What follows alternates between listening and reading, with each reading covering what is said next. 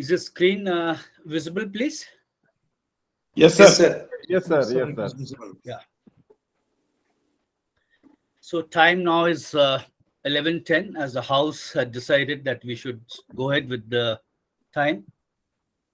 Uh, Today we all gathered here on a Sunday morning to have a panel discussion on the significance of especially the energy conservation in the recent and coal and the energy crisis. Crisis we have seen the last 10 days, how the crisis has affected uniformly pan-India.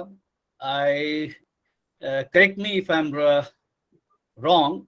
All states have been affected.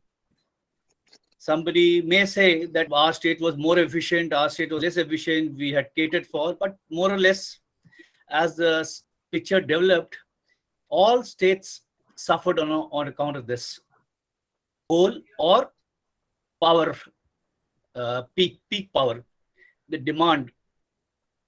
Am I correct to say that? Yeah, very much right. Very much. Yeah. So Thank you. coal takes in a major share for our discussion today because the industrial revolution came in, it was powered by coal only. And 30% we know it's all the world energy needs are met by the coal and 40% of the global electricity. Hence, it is a very vital resource in our energy basket, in energy mix, as we call it. And especially for India, coal takes a big dependence and coal assumes a very big importance for us because all our industries, our power generation is primarily coal based. And we have to see the effectiveness of the coal. When we say effectiveness, it's a cost or the calorific value or the mode of transportation, all those parameters, etc., are all gets linked with this particular resource. When we say power generation, we have to address some of the very relevant issues because in India, the power generation, as we said earlier, it is primarily coal based. So relevant issues, what in the last 10 days we got to see and learn how all the states got affected, what was their power generation capacity, installed or actual, and what was the power demand status, how much they had catered for, how much they had predicted, how much they had extrapolated to meet that power demand, and how much the demand side management regulation was done at the state level. And every state has some kind of a mix or a basket, and how that power generation mix basket was affected or came into play. Then the open access of power, role of the SDS, and last three assumes very great importance for us, especially for the August gathering, what we have today of Indian Association of Energy Management Professionals. What are the energy conservation initiatives that we could take? And does this sector or this power generation requires an energy audit? Is it mandatory? Or it is what we call statutory or on need to need basis? We got to see that. And in the days to come, how the tariffs would be adjusted or they'd be increased. Just a case in point, all this while Delhi state, I'm talking about Delhi where I say Delhi had free power of 200 units and then the differential mix of the tariff beyond 400, 600, 800. And now from 1st October, they have announced that the tariff, there'll be no free power. No 200 units also free. So this all these issues have erupted in the last a month or so, and it is very pertinent for this August gathering to discuss all these relevant issues. Today, among the panelists, we have a great domain experts. We have Shri Anil Chaudhary, who is the Chief General Manager at Energy Efficiency Services Limited under Ministry of Power, and he happens to be the president of IAEMP also. Then we were to have Shri Garnik Sabji, who's also the patron of the IMP, and also he's the global energy efficiency head for the Global Green Growth Institute. But due to some ill health, fever coming in, he could not join in today. Then we have Dr. Chandok. He's literally a domain expert in this particular sector, if I can say that correctly. Then we have Dr. R. Neelamagan from Tamil Nadu, Shri Arvind Rastogi ji from Chhattisgarh, Shri Maheshwar Prasad ji from Bihar, and we have our IMP treasurer, Shri Paritosh Avasti Saab also, who would also represent the Madhya Pradesh. Then we have our Secretary Saab, Shri Bihu, who's taken a lead initiative and who would also bring in the complete picture of the Odisha. And I also have with me some echo is coming in. Am I correct? Okay. Suddenly, Yes. it was right. Some echo has set in. And now What it's I will do is I'll reset the whole thing again. no, it is again right. It's Okay. again- Okay. Then I have. Proceed. Thank you. Then I have my Delhi State Chapter Secretary, Shri Poonam Dograji, who shall also bring in a little bit of picture of Uttarakhand. That's our home state. And lastly, yourself, Hardeep Sodi here. Delhi does not have much to offer, but I, being a production domain from the production domain, little I can here and there I'll pitch in for the part of the coal and how coal and power mix goes. So now the house is open. I will request all the panelists to, in the order they've been introduced, to say about their states and all the issues that we highlighted earlier. To start with, Shri Ajay Chandok ji, how the states got affected, power generation, all these issues, you could just bring in some light, throw some light.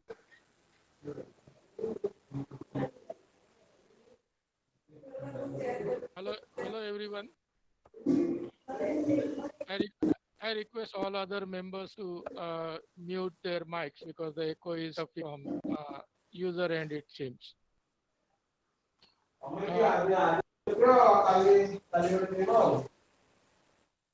Hello. All those who are not speaking may please mute their mics.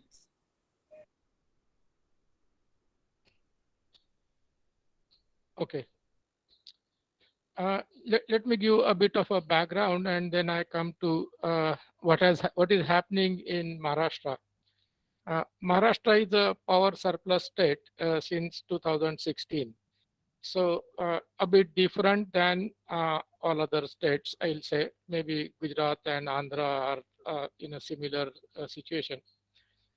In second week of April, what happened is all this noise started everywhere about a coal shortage and facing power cut. And in Maharashtra, the demand was 24,500 around, which was 2,500 megawatt more than same period in the last year. And the new coal shortage all over the country started pouring in with those news, and then everyone feared that there will be big power cuts in Maharashtra also.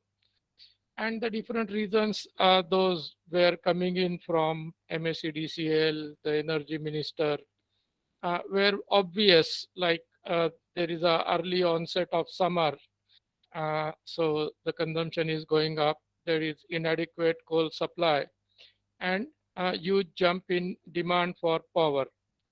But in our opinion, all these were anticipated because last year there was COVID. So uh, higher demand once you spring back from COVID was anyway should have been anticipated by everyone. Now, even though with this higher demand, Maharashtra's contracted demand was still higher by around 3,000 megawatts. So there was no reason for any power cut to come in.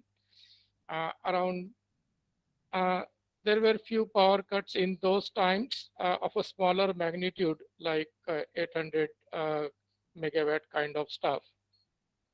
Uh, but even though they had a contracted demand higher uh, than the maximum demand, there were many Mahagenco plants. They were running at a plant load factor of 60%, or even some of them were less than 60%.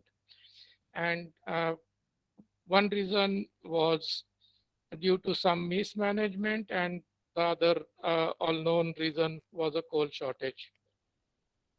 Now, what happened in second week of April, everyone was fearing there will be power cuts, big power cuts because of this demand. And all headlines in the news, in newspaper, on TV, there were debates. And it took more of a political turn rather than the technical one. It is Maharashtra is a non-BJP state. So the state government started blaming center for shortage of supply.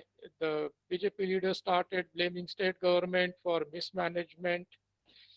This all happened in the second week, but surprisingly, I'll say surprisingly, or maybe a bit of crisis management at a state level, there are no power cuts since 23rd April. So Maharashtra might be the only state or among the few states which did not had any power cut. And in fact, on 5th May, the demand recorded was 29,000 megawatt. And we haven't seen any news of power cut even then, but the data is not uploaded on the website as yet. So if there are power cuts in some other region, we might know in next 2-3 days. But 29,000 is a big highest demand recorded uh, ever since. Some of the measures they were taken in, I'll call it as a crisis management. There are few new contracts from South Gujarat power supply companies. Then some of the plants got a better coal supply, and they started plant load factor increased.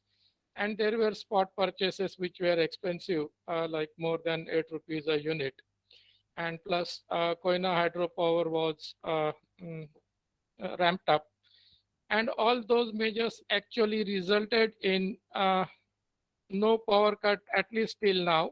But I still fear it's all crisis management because once the water level goes down in Koina, they won't be able to produce that much. If the rain gets delayed, then generation will drop or even close. And the higher cost purchases cannot be sustained over a long duration.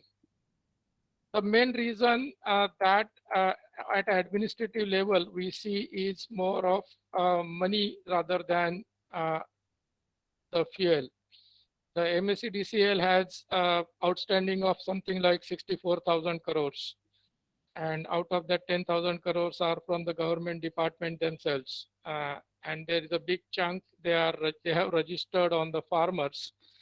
But there are a lot of experts, and then there were few committees which have analyzed these billing systems. The committees included some experts from IIT Bombay also.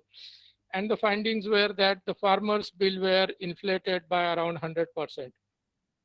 And if those reports are accepted by the government, then this dues of 64,000, major part of it will get wiped up, and actual dues will be around 20,000 crores only.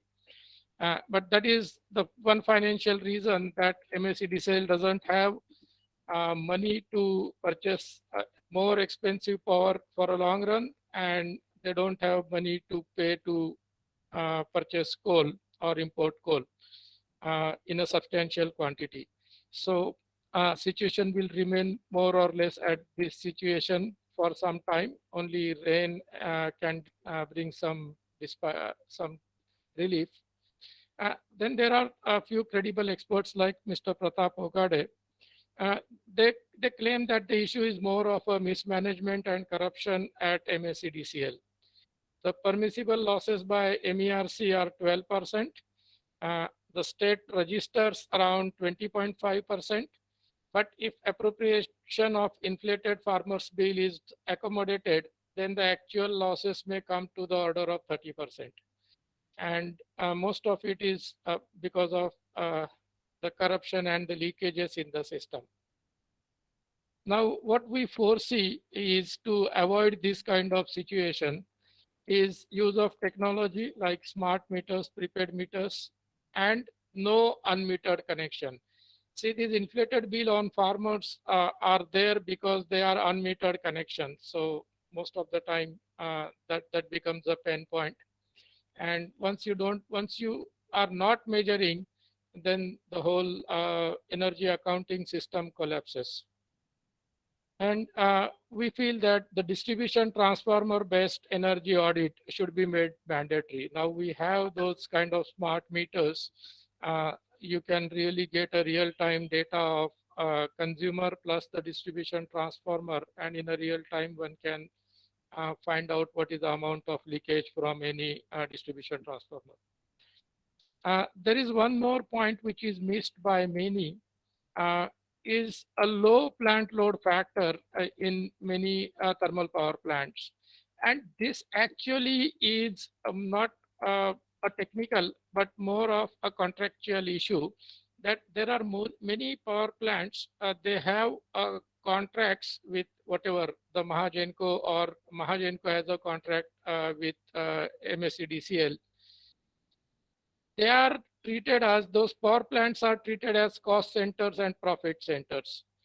And then we come into a situation that there are 4 plants which are running at 50-60% load because they are run as an individual profit center, instead of keeping one shut or 2 plants shut and run remaining 2 at 90% plus load. So there need to be some reform in this strategizing this policy of treating every power plant as a cost center or profit center. Instead, the uh, the whole chunk should be treated as one, and then the most efficient ones should run at all time and at a higher plant load factor. Mandatory audit energy conservation is definitely one of the most important factor at present, and the state nodal agencies are not very active at this point of time. There are different reasons, but one of the reasons is the industry, which should actually come under mandatory energy audits, most of them, or even voluntary energy audits to reduce their costs. They have been badly hit during COVID period. So many industries are barely surviving, and most of them are not in a mindset of getting into another issues like energy audits and all. It's more of a survival issue for most of the industries. But then it is a chicken and egg problem. Like if you do energy audit, you do cost cutting, your chances of survival will be more. But that is where we are. I think I have taken enough of a time. If there are some more discussion issues, I'll put up some more a different insight about the regulatory commission and why we are unable to curb corruption because of those different appointments in regulatory commission. Thank you. This is for the time being. I'll stop here. Thank you very much, sir. You very nicely brought us to few factors. And in the question answer session, some of these things will certainly going to come up. But the prime question remains for us is, was there any coal shortage in the real sense? We'll address this issue at the end of this. Yeah, legally, yes. Legally, like most of them are expected to keep coal of 15 days kind of stuff. And whenever the review was taken in a second week, many power plants had 1.5 days to 9 days. That was the situation. But I think the supply chains were maintained. So there was no incidents that the power plants were shut down. So It's a crisis management. yeah, Some passenger trains were. it was all crisis It's management. critically catches. Yeah, so they were like living on the edge. Like 1.5 days stock is like you are really living very critically. But they survived somehow. Railways had to cancel few of the passenger trains. These To- discussions will come as we progress through the discussion. Okay. These will come. Yeah. At this juncture, I will just take an apology. I could not say Dr. Chandok sir's home state, Maharashtra. And also, I just want to make sure I have not left out any panelist by mistake or otherwise. If that be, please kindly come in and pitch in, please. Now we have Shri Neelamaganji from Tamil Nadu. Again, sir, the issues at your state would be shared by you. Am I audible? Am I audible now? Yes, sir. Yes, sir. Yeah, can I share my PPT? I think I've given it to you. Please, you can share your PPT. Would you have the PPT with you, or you're? Yeah, I have. Can you see the PPT now? Not as yet.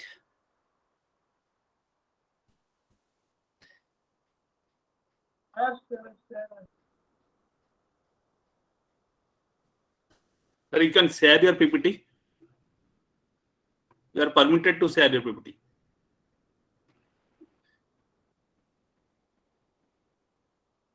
Is it coming? No. No, it's not coming.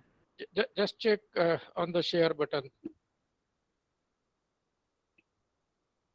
Down below the screen, you will have an pointed arrow upwards. Try and click that again, sir. Let's see if it comes up. And then you come onto the main screen. From main screen, you will be, yes, coming in. See now, sir. Thank you, sir. We are on board. Coming? Yeah, Perfectly. on board. Yeah, fine. Okay. See, this is a short introduction of me. I think everybody knows that. I have not take much time. You can go on a presentation mode and just click the presentation stuff. Yeah, now it's available now. Presentation, my presentation is available. Yeah, it's available Yes, sir. now. You can put it in presentation mode now. Yeah. I can go ahead. See, now- Slideshow mode. You can take it in slideshow mode.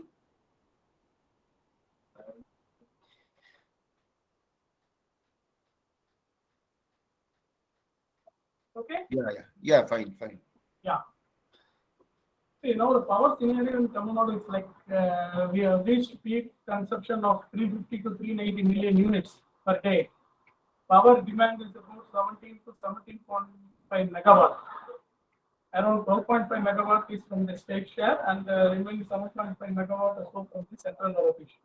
So this is the broad requirement on this period, particularly this period, and we have reached peak around 7.42 megawatt last Friday or Thursday.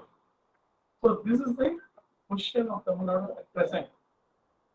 See, as far as coal is concerned, we require about 70,000 ton of coal per day. And to bring this coal to our power stations, we require 22 railway rakes, but only at present 14 rakes are available. So number of passenger trains are either cancelled or manipulated or shifted their timing, so that these railway tracks are given importance.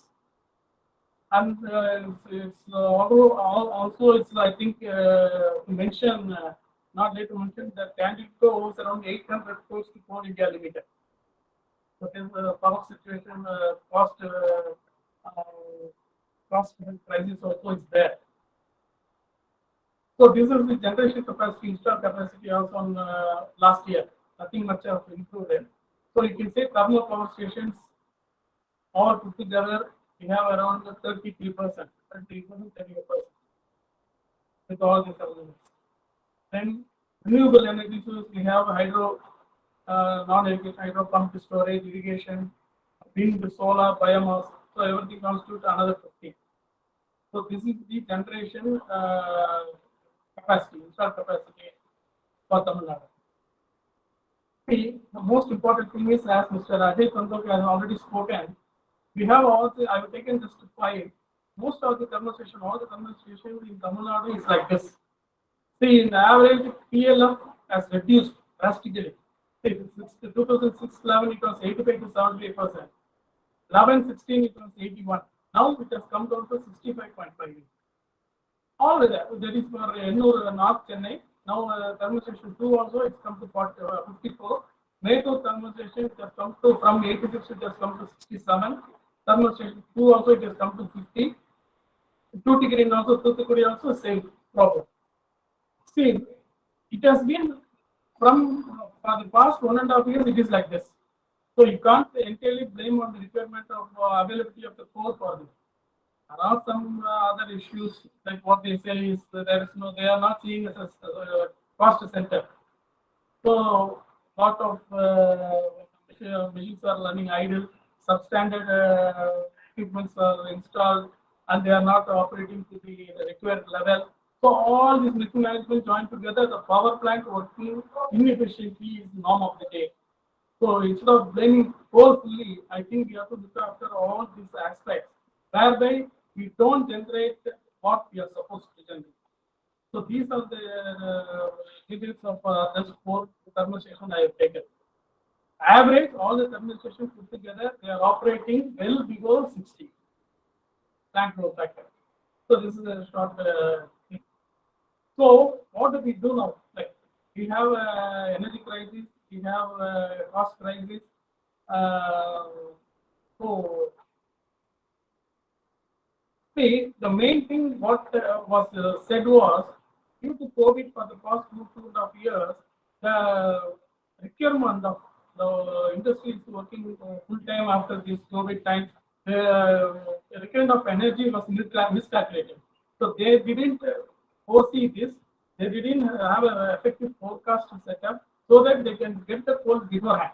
So when the shortage came from first 15 days, coal stock was there, then it became 1 week, then 5 days. When it came less than 5 days, everybody got jittery. So everybody started getting, they are not getting coal from the center, it is not there, it is not available. So everything was a hype. So as usual, before the COVID, they used to, because of, due to rains and some other in the North India, the production of maize will be less in the period of December to the. So to foresee that they will indent this thing, they will order for coal beforehand, so that the stock will build up. This year it was not done. So that is the major crisis we are facing now. So everybody, once the state started, then everybody started in jiggly manner. They started ordering for more. Then it all boiled down to the state. As of now, today there is no scheduled power cut, but there are unscheduled power cut number of times. Even 4, 5 or 6 times in cities like Chennai, Coimbatore is happening, but unscheduled. And now for another 1 month, we can't have a scheduled power cut because +2 exams are going by. Lot of industries are getting just into their thing, so they will not announce scheduled power cut because it will have a very bad impression on the government. So they will not have announce any scheduled power cut, but there will be unscheduled power cut and we have to suffer. There's no thing. So effective forecast has to be again come into picture. Then order has to be done accordingly and improve the PL. Efficiency of the power plant has to improve. Only by blaming coal is not going to help us.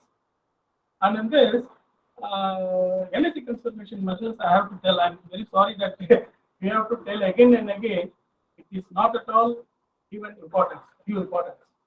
See, when I first got the certificate, energy manager certificate in 2003, 2000, during that period, 2008, late 2000, they said that all the HT industry will come under this PAT system and audit system in due course. I'm talking about 2008. Now we are in 2022. Still, we are just talking about that 11 designated consumer only. And that also, whether it's going forward, that is not the question there. But this base is not expanded.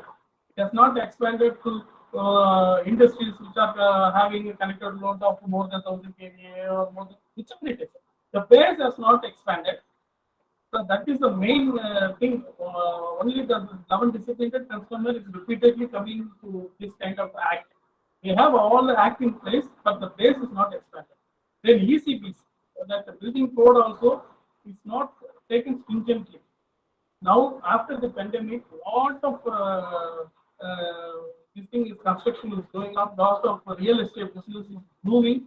But I don't find anywhere that ECBC code is being followed or some effective auditing is done, periodic inspection is done, monitoring of the efficiency and certification of a project which is under ECBC. I cannot see.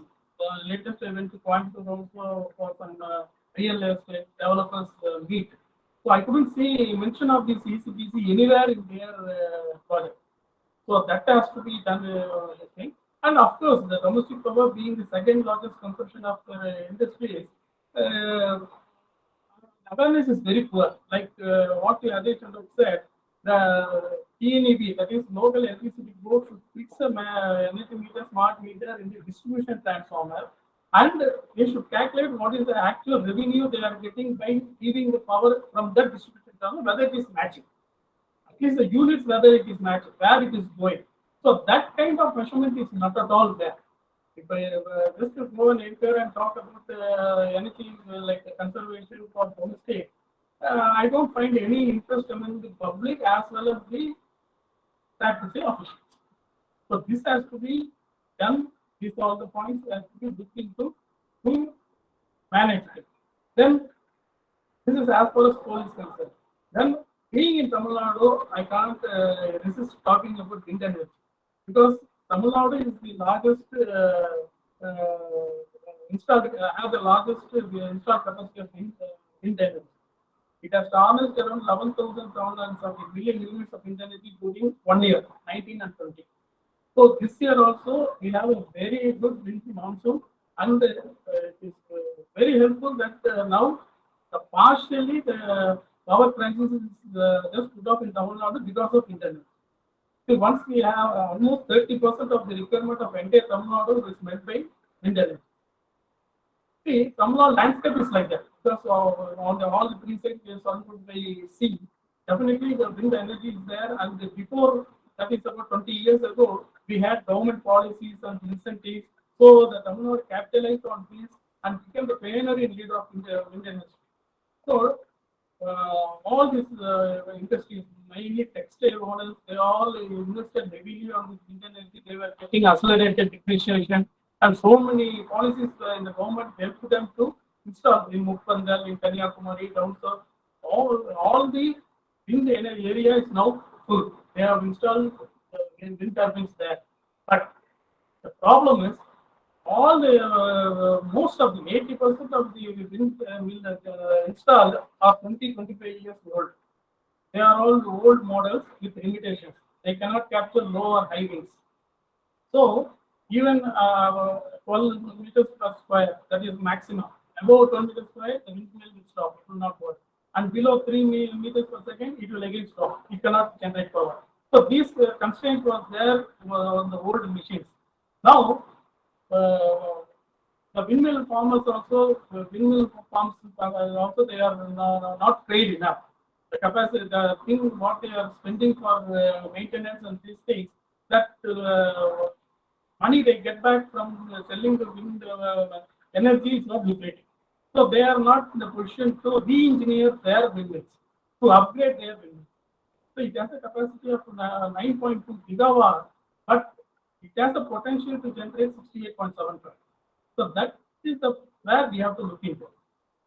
So though the government is talking, Karnataka has talked about repowering in the past, the thing is not taking out because the main question is who is going to pay? Who is going to pay for that? So there should be some kind of this thing to invest in things so that we get good output from wind energy. See, the well below industry balance is the ratio between actual and potential output. Actual output is somewhere between 50 to 20%, where it can be more than 45% in the wind situation. So now everybody is focusing on solar energy. The wind specific policies initiatives is not given priority. So that is the main problem. So the process, the repowering process for wind energy has not been a priority in Tamil Nadu for quite some time now, and it should take off. It is estimated that the systems in Tamil Nadu are upgraded, output to be increased 4 or 5 times the current capacity. Just imagine. We can just have 30 to 40% of the power requirement this thing by fulfilled by the wind. That is that too from May, June, July, August up to September. It's a peak season. So for almost 4 to 5 months, we can have good energy, wind energy. These things are with the re-engineering of the old mills. Incentives given for the wind farmers increase and the price a little bit increase. So spending huge amount in other sources, this can be looked into. So this is the system. As I told you, as we all know that having older car is not going to give us anything. So we phase out older cars and get more energy saving latest one. That is not happening in wind energy. So this is the situation. And as also, I have already told you, payment are not delayed by, see, certain places have installed windmills and sell the power to government. So the power, the sell to government, the remuneration is now coming back. They have backlog 18 months, up to 18 months, 2 years, they are not given money. So that also has to be looked into, so that it is very remunerative for the windmill owners. So totally around 30,000 crore until April the power producers could get that. So that is the main problem. See, to generate a unit, it costs somewhere between 4 rupees 55 to 6 rupees. But what they get is 3 rupees 50 rupees per unit. So that is the situation now. That is why the wind energy is not at all given priority. On the bright lining or the light end of the tunnel is now they have set an offshore windmill. They have set in Dhanushkodi, they have put a windmill of this magnitude at the cost of 350 crores. Once this becomes a success, I think we can have more offshore windmills also. So in this area, if we concentrate, it will be nice. So as I told you, just comparing this, the re-engineering could be taken up on war footing, offshore wind energy to be capitalized. And talking about wind energy, of course, storage system has been improved. So there are not only electrochemical, but there are other ways of storing systems are now effectively coming into play. Even in Germany, I heard that underground they have put a compressed air. So during the off season or off time in the night, this air is being released to turn a turbine and produce power. So these kind of things can be looked upon, invested, so that we get. So these are used to help thermal power station to ease, to depend on heavily on coal. These can be on alternate ways that will help thermal power plant to work more effectively. So that's what the point of telling you on this. In 2020, last year it accounted for 13% of the state total power requirement. though they have the potential to have generated 31%, only 13% of the wind farms are like utilized, power-based utilized. The output is purchased by Tamil Nadu Generation Power Corporation. So these are the bottlenecks where we have power, but we are not utilizing it properly.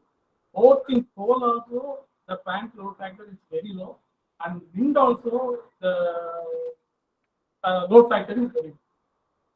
So these are the main points I want to discuss. And as usual, solar energy.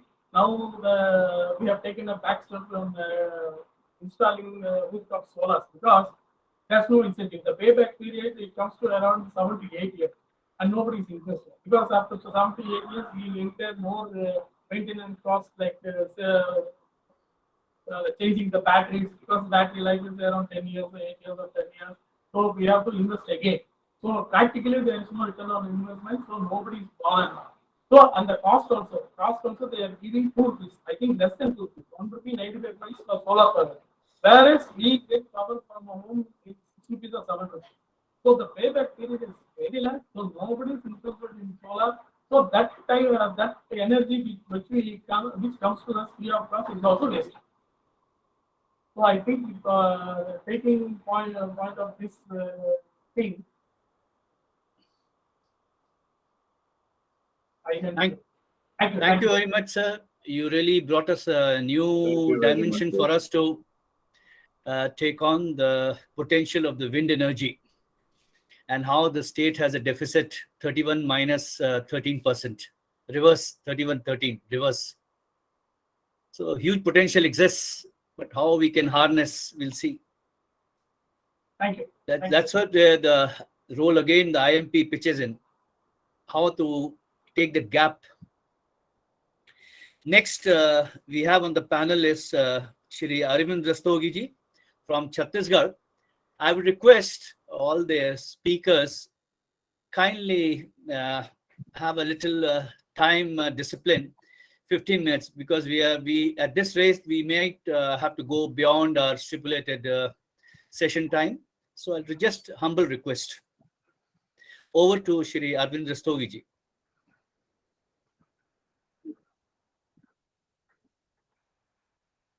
Sir, may you put your speakers on? Sir, I am putting my speaker on. I am also trying to okay. PPT. Thank you, sir. Thank you, sir.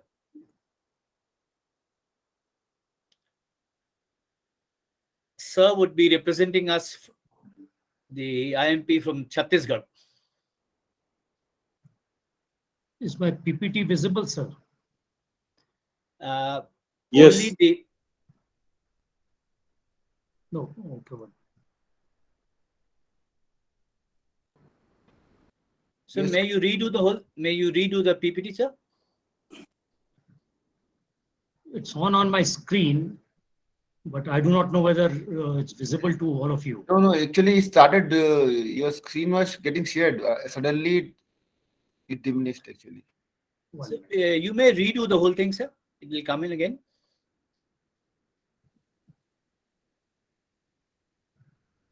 Is it there now? Yeah, it's coming in Yes. now, sir. You can put Yes. the full screen now, sir. Yeah, Yes, we are yes. there. We are there with you, sir. Okay.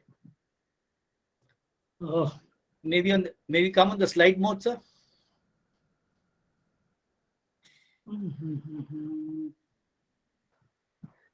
Down below. Bubble.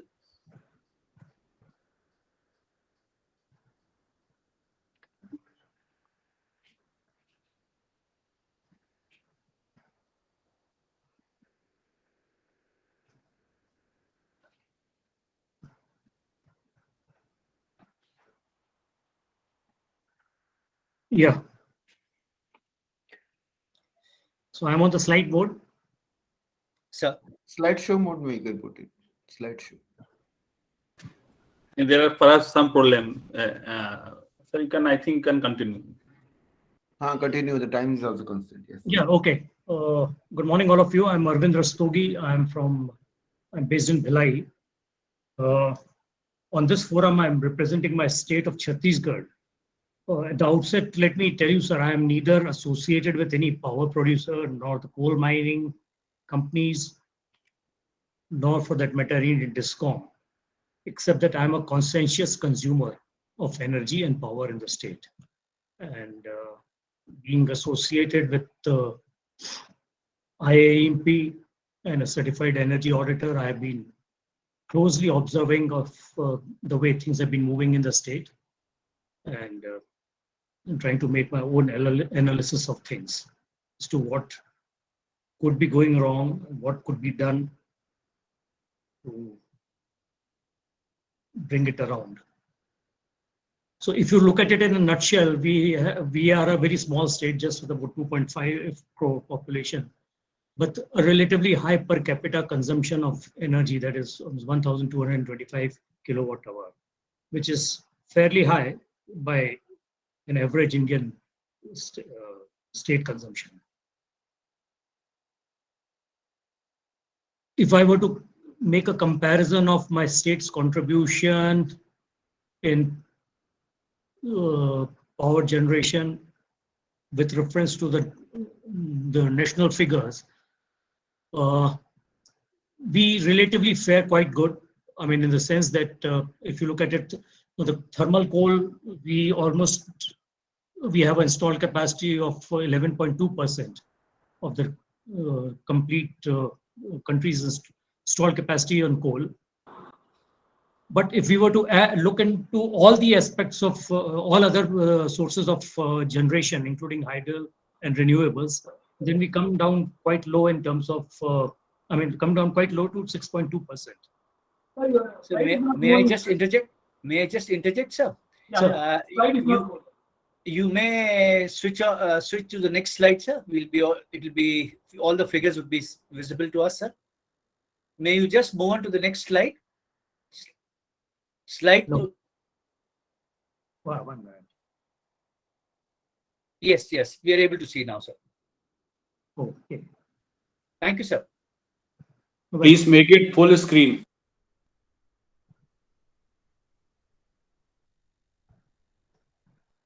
No, I had made it full screen.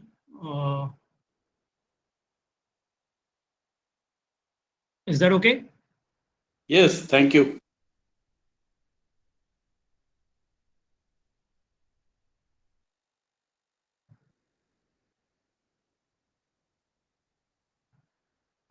Sir, we may proceed now. It's all visible now to us. Yeah. So as far as the coal position of thermal power plants in Chhattisgarh is concerned, so I have the figures both in broken up for state, central, private. We don't have the figures, but by and large, if you have a look at this slide, you will find that we are relatively in a very comfortable position given the kind of news that has been emanating from all the regions, including our state also. But then the situation has not been as precarious as it was being made to sound. So the normative stocks, which are generally calculated on the basis of 85% of plant load factor, have been for the state power plants have been of 22 days. For central is generally NTPC. It's 17 to 22 days, and 26 days has been rare in case of a joint venture between NTPC and SAIL. Private figures I don't have, but I'm given to understand that their situation is worse than the state and central power producers. So stock-wise, the state has about 40% of coal still with them, and the central power plants have about 76%. So we are not really living on the edge in this state.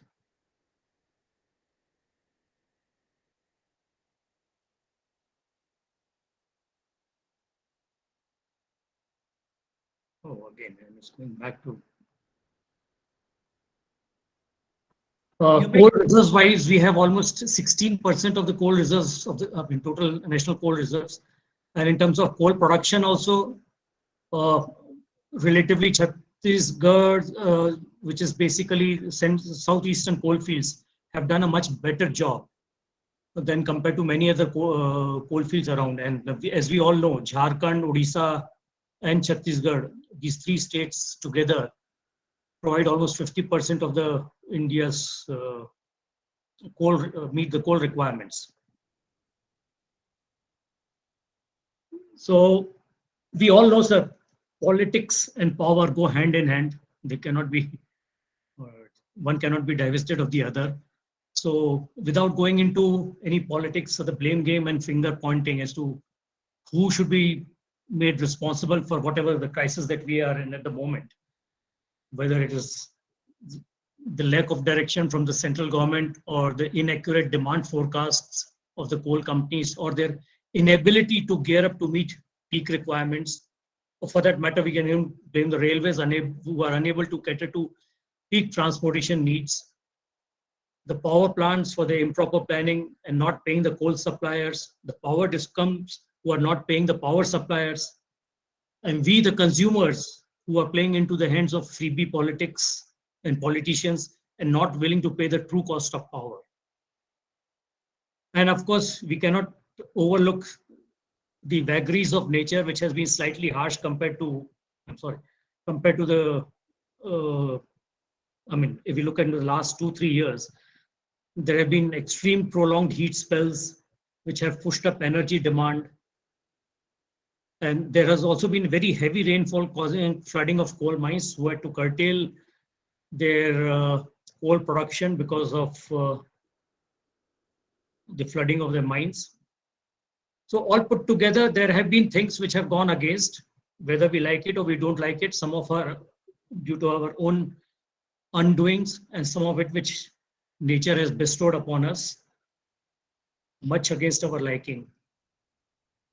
So like I mentioned, the heat this year also has been unprecedented. You can blame the climate, you can blame global warming, but the root cause remains our indiscreet anthropogenic indulgence, which is causing more of greenhouse gas emissions and less of CO2 absorption. Just one commercial indicator that tells us how the demand is being ramped up because of ramped up because of our needs and the higher level of comforts that we are trying to see is AC sales this year are estimated at a record 9.5 million units, which are almost 16 to 17% higher than the previous highest peak. And you can't do anything about it because people need respite from heat. Also, we need not forget that there has been a resurgence in production and business because of the disruptions that have been caused due to the pandemic.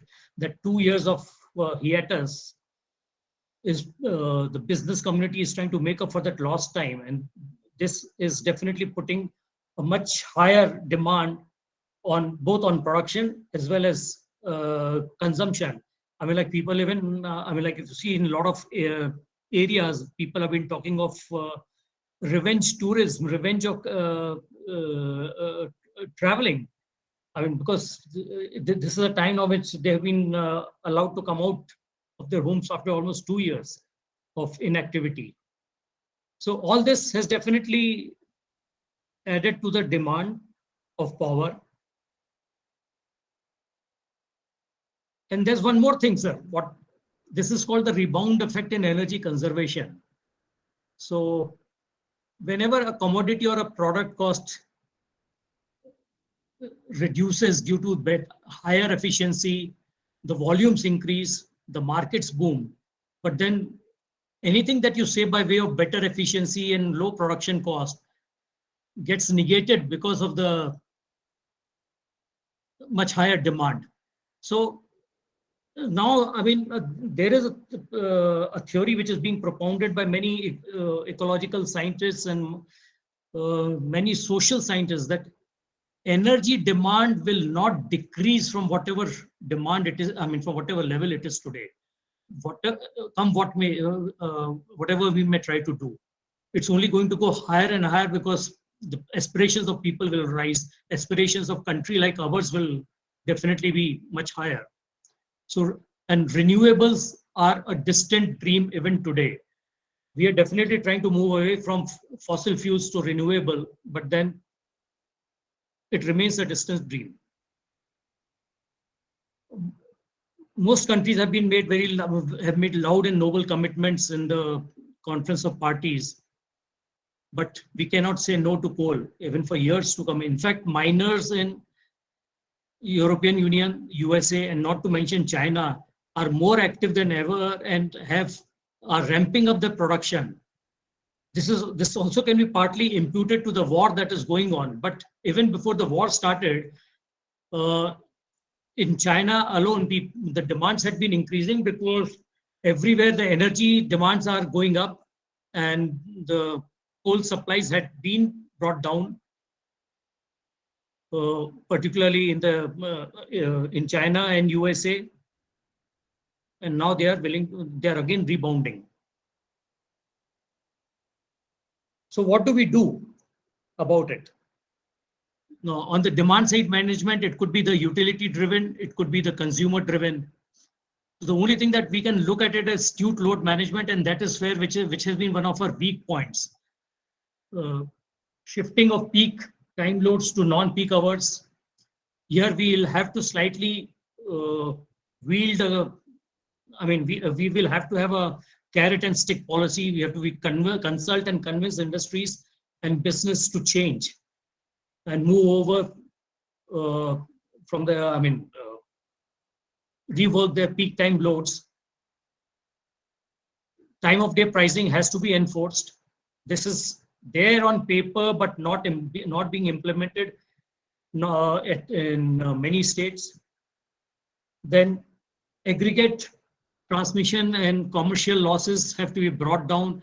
We have been there have been a lot of work going on, but still they remain at a much higher level. So we have to minimize the transmission losses. We have to minimize the pilferage, and commercial losses cannot be brought down unless we stop offering power free of cost. That has to be somewhere, we have to draw a line, whether who does that, whether the states do it, the central does it, or for all that we know today, for every little thing, we have to bring in the Supreme Court in picture. But I think as people who are concerned with the state of affairs of energy and power in the country, we have to raise our voice and say enough is enough. Now we have to stop giving free power to people. There are sections, I fully agree with you, where people will require support and benefit, which can be done. Like, for example, in one of the farm laws, they said that we would provide the direct benefit to the farmers, but then let it be billed. Today, what is happening, even billing is not being done. In our just day before yesterday, the Chhattisgarh state government said we will be introducing prepaid meters. It's fine. Smart metering, prepaid metering is everything fine. But if there is no political will, if there is no discipline in our systems, you may install prepaid meters, nothing would happen. I remember some years back, the government went into a knee-jerk drive of putting up water meters everywhere. Almost most of the urban areas in Chhattisgarh, they had installed water meters, and after 6 years, they're still not billing as per the water water consumption of the individual. It is just an ad hoc figure that is being charged to every household. So what is more important is that we need to have a political will to get around this particular problem. Saving electricity, save energy, I do not want to dwell on because we are all aware of where energy can be saved.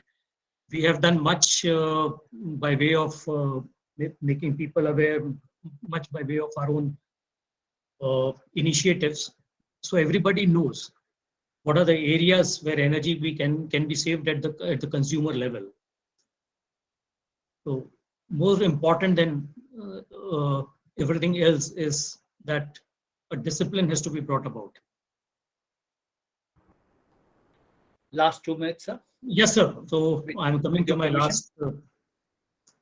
So, sir, like I was mentioning, on the demand side management for consumers, the state has to focus on driving efficiency, switch to renewable sources in areas where subsidies are maximum and often necessary. I say often necessary because yes, that is true, like the agricultural sector. But then, I mean, like already a lot is being done in our state by way of solar pumps, etc. So something similar has to be offered where, so wherever subsidies are required or benefits have to be given, so let it go on to the renewable source rather than the primary source of fossil fuel-based power. Another area, sir, which I feel very concerned about is wastage of water is also maximum by civic utilities and agriculture sector. And nobody imputes the cost of energy in making the drop of water available to the end user. This has to be done. And water needs to be built at actual cost, which should include the energy cost of pumping that water to your doorstep. And difficult times will definitely demand tough decisions. So let me bring this to an end. Thank you. Thank you very much, every one of you, for your patient hearing. Thank you. Sir had said Chhattisgarh is a happy state. See, what a good feeling. Happy power state. And just to augment Sir's statement, there was a statement made by the Coal Secretary yesterday, Dr. E.K. Jain, that we are going to boost up the coal production from 75 to 100 metric tons in the next 2 to 3 years. And on the same page, some other data was also picked up. Coal India, 80% of the coal, and they want to increase the annual output by 1 billion tons by 2024. Just to have a comparison, as on date, they have just a production capacity of 622.6 metric tons, and they want to ramp it by 1 billion tons by 2024. As Sir had brought out, we had to put our house in order. Next, we have on the line is Maheshwar Prasad ji from a state of Bihar. Over to Maheshwar Prasad ji. Sir, I will request, we are going little time constraint, exactly 10 minutes, sir. 12 and 12:22, sir.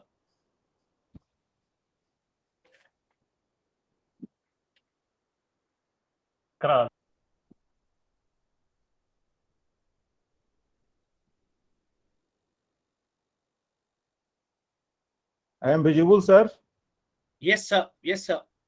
Yes. Put it on a full slide mode, sir, if you can do that. Slideshow mode. Slideshow mode. Slideshow mode. First, you just update now. Yes. Click again, sir. Yes. Thank you, sir. Thank you, sir. Thank you. It is clear. Clear, very much clear. You can start. We know today's topic, this significance of energy conservation in recent coal crisis and energy crisis in India. I belong to Bihar state, Maheshwar Prasad. Present Bihar state scene is in power sector, we can see here. In the year 2014-15, the total installed capacity was 3500 megawatt. And now in the year 2021, total installed capacity is about 5825 megawatt. And this power plants are mostly NTPC plants. Now Bihar government has done a good job. All the state owned these power plants as a joint venture with NTPC. So they have just handed over all the plants to the NTPC. And under construction power plants are about 3100 megawatt. This Navinagar plant is coming up, and near this Chausa also new plants are coming. Few plants are coming. This breakup of total plant generation, coal-based power plants presently is 5,480 megawatt, and this gas, diesel, and nuclear nil. This hydel power plants is this Kosi hydro plants. This is 19.2 megawatt, There's four these turbines are there, water turbines, 4 into 4, 4.8 megawatt. And this renewable energy source is 326.15 megawatt. Mostly this is solar plants, and this comes to the total 5,825 megawatt. So actually, yesterday I have seen this current demand on the real time for Bihar. This at a central dashboard, it was 4,921 megawatt at 2 p.m. And this was the demand, and this was met. Demand was met, not shortage, and all supplied by this NTPC plants. So government of Bihar is doing good jobs in process of reducing the losses. In the year 2012-13, ANTC losses was 59.24%, near about 60%. The huge losses were there. So current, and slowly it has been decreased. Current AT&C losses is 35.2%, and target is to reduce these losses to 15%. So what they are doing, this digital energy meter is installed every household of the village towns.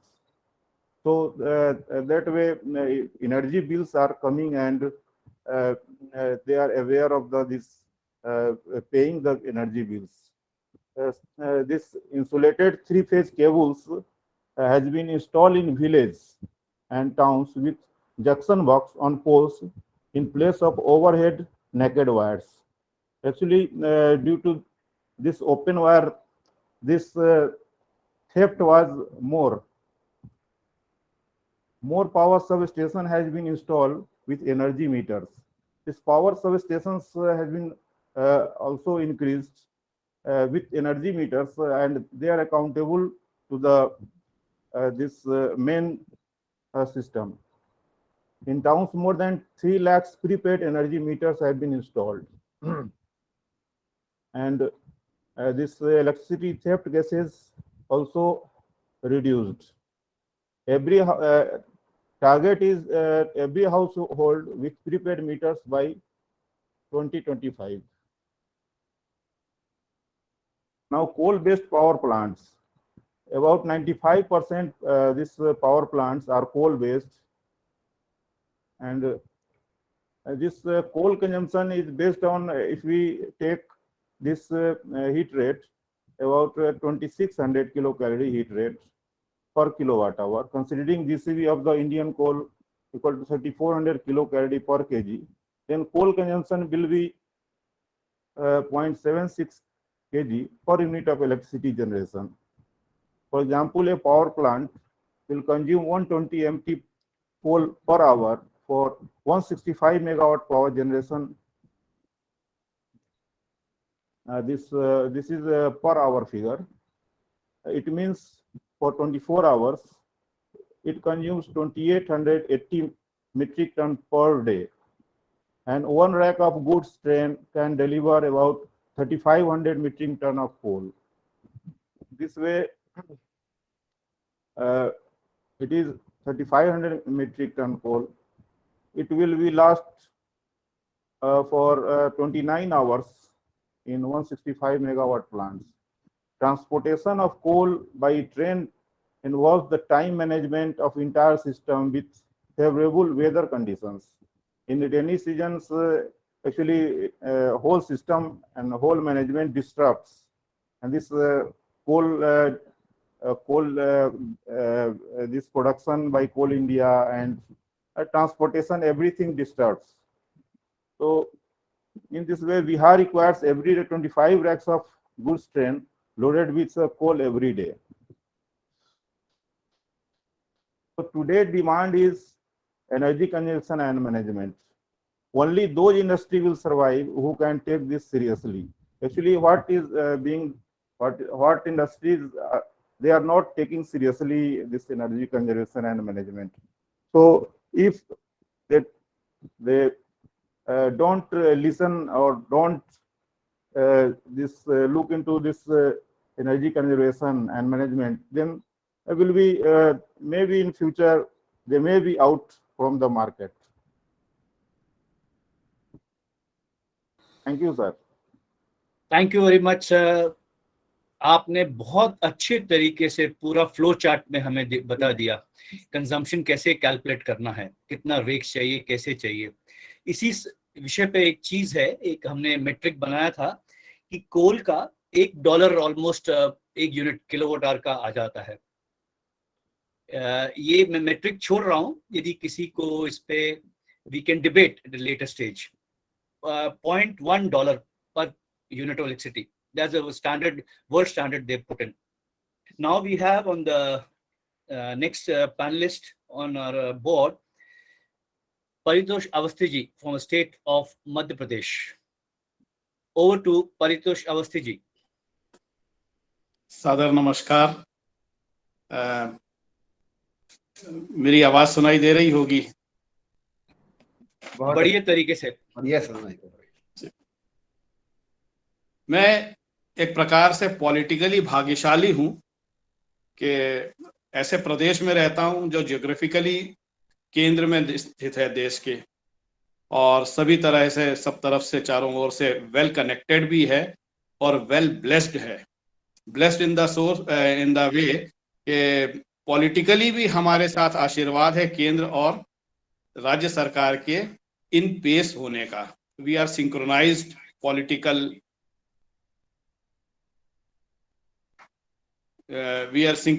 Political area.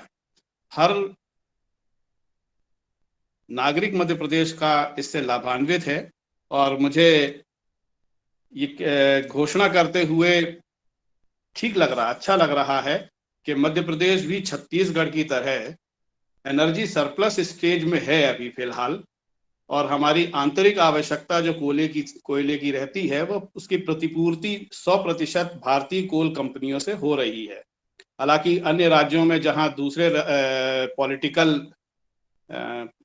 Objective political regions मतलब सरकारें हैं, उन्हें विचलित होने की जरूरत नहीं है, क्योंकि प्रदेश सरकार ने आत्मनिर्भरता के लिए 7.5 लाख मीट्रिक टन के इंपोर्ट करने का टेंडर फ्लोट कर दिया है, और बहुत शीघ्र ही इस प्रकार से हमारी आत्मनिर्भर प्रतिपूर्ति आरंभ होने वाली है। तो हम कोल फील्ड्स के लिए जो इंडियन कोल कंपनीज हैं उनको रिलैक्स करने वाले हैं।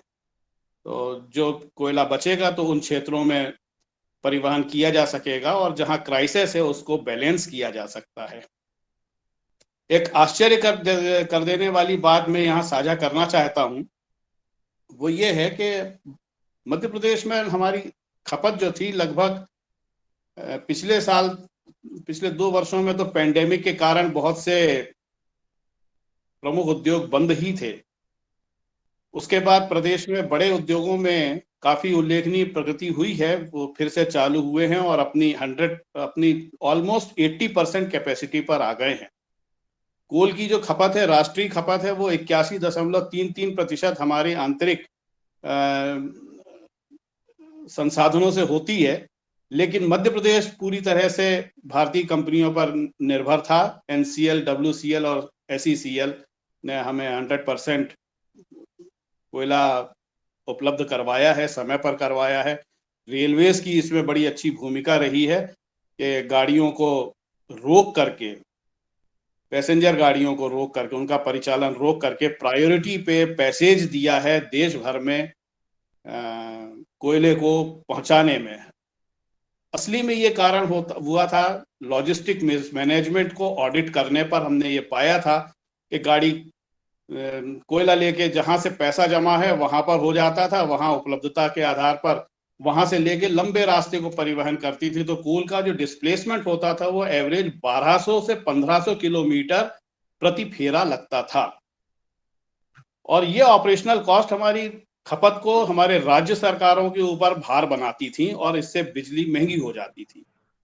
तो इस पर लॉजिस्टिक मैनेजमेंट में जो एक ऑडिट किया गया और उसमें कोशिश की गई कि प्रति फेरा कम से कम मूवमेंट हो, बेशक आपका पैसा NECL के पास पड़ा है और आपको सप्लाई WCL से मिल सकती है, तो वहां की उपलब्धता को देखते हुए वहां से रैक आपका शिपमेंट हो जाए और उत्तर की तरफ जाने वाली गाड़ियों को वहीं से प्रतिपूर्ति हो जाए। ये एक बहुत अच्छी पहल थी, लेकिन इसमें राजनीतिक या अधिकारियों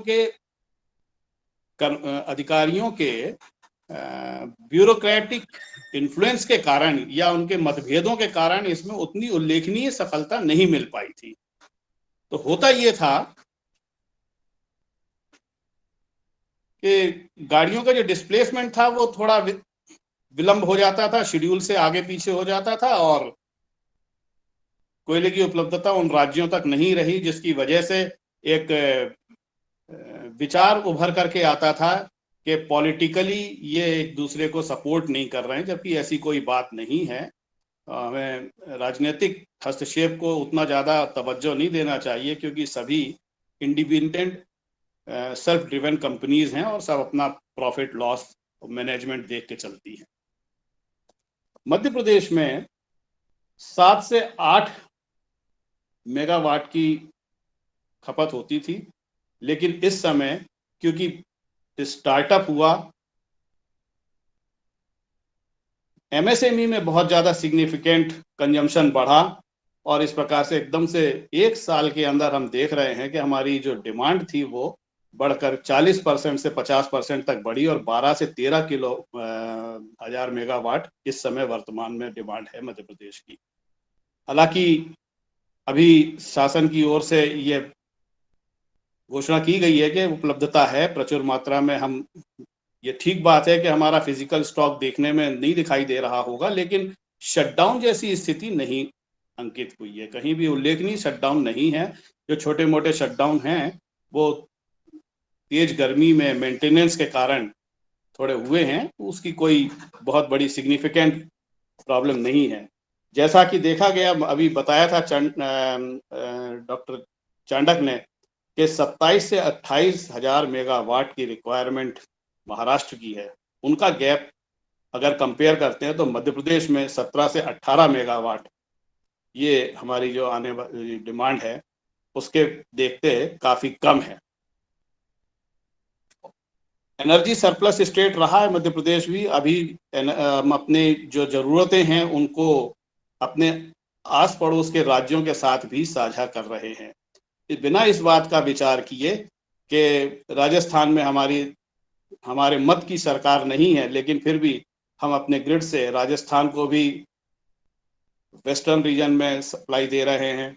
हम महाराष्ट्र के साथ भी शेयर कर रहे हैं। हमारे लाइसेंस ऑफिसर श्री मितेश साहू नागपुर में कैंप करके रुके हुए हैं।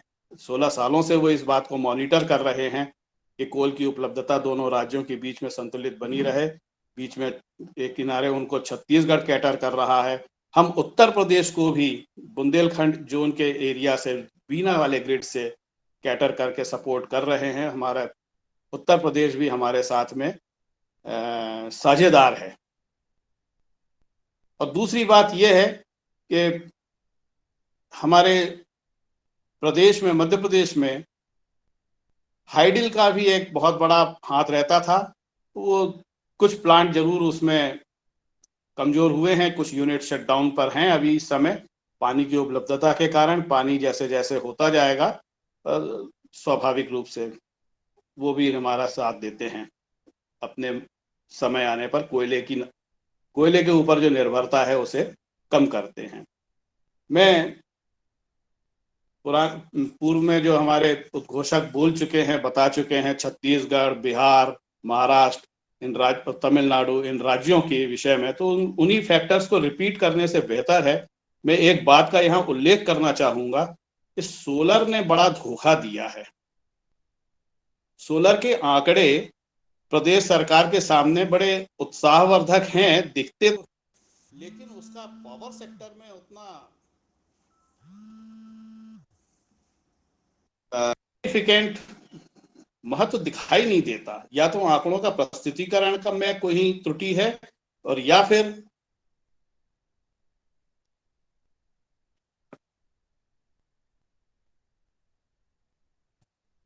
जो भी कारण रहे हों इसके बारे में ज्यादा टिप्पणी करना ठीक नहीं है, लेकिन सोलर का जो सिग्निफिकेंट डाटा दिखना चाहिए वो नहीं है। कुछ भी कारण हो सकते हैं, धीरे धीरे उनको ऑप्टिमाइज करना शुरू किया जाए। और प्रदेश में बल्कि पूरे देश में इस बात को ये चिंतन का विषय है कि किसानों के द्वारा बिजली की दुश्मनी इसलिए कहूंगा कि एक तो देश भर में एक वातावरण ऐसा निर्मित हुआ है कि किसान बिजली को मुफ्त ही चाहता है, उसका शुल्क दे करके इस उपभोग नहीं करना चाहता। दूसरी बात, डीजल और दूसरे जो फ्यूल हैं किसानी में काम आते हैं पानी को दोहन करने में, तो वो धीरे धीरे महंगे होने के कारण कम होते चले जा रहे हैं, उनके प्रति उनका रुझान कम हो गया है। तो डीजल की खपत कम हुई है तो स्वाभाविक रूप से बिजली की खपत बढ़ी है। तो ये तो सब थोड़ी मैंने चर्चा की अभी तक वर्तमान परिस्थितियों में कोयले की ऊपर उपलब्धता पर प्रदेश में जो स्थिति है उसके ऊपर मैं कुछ समाधानों के साथ आपके सामने आना चाहता हूं।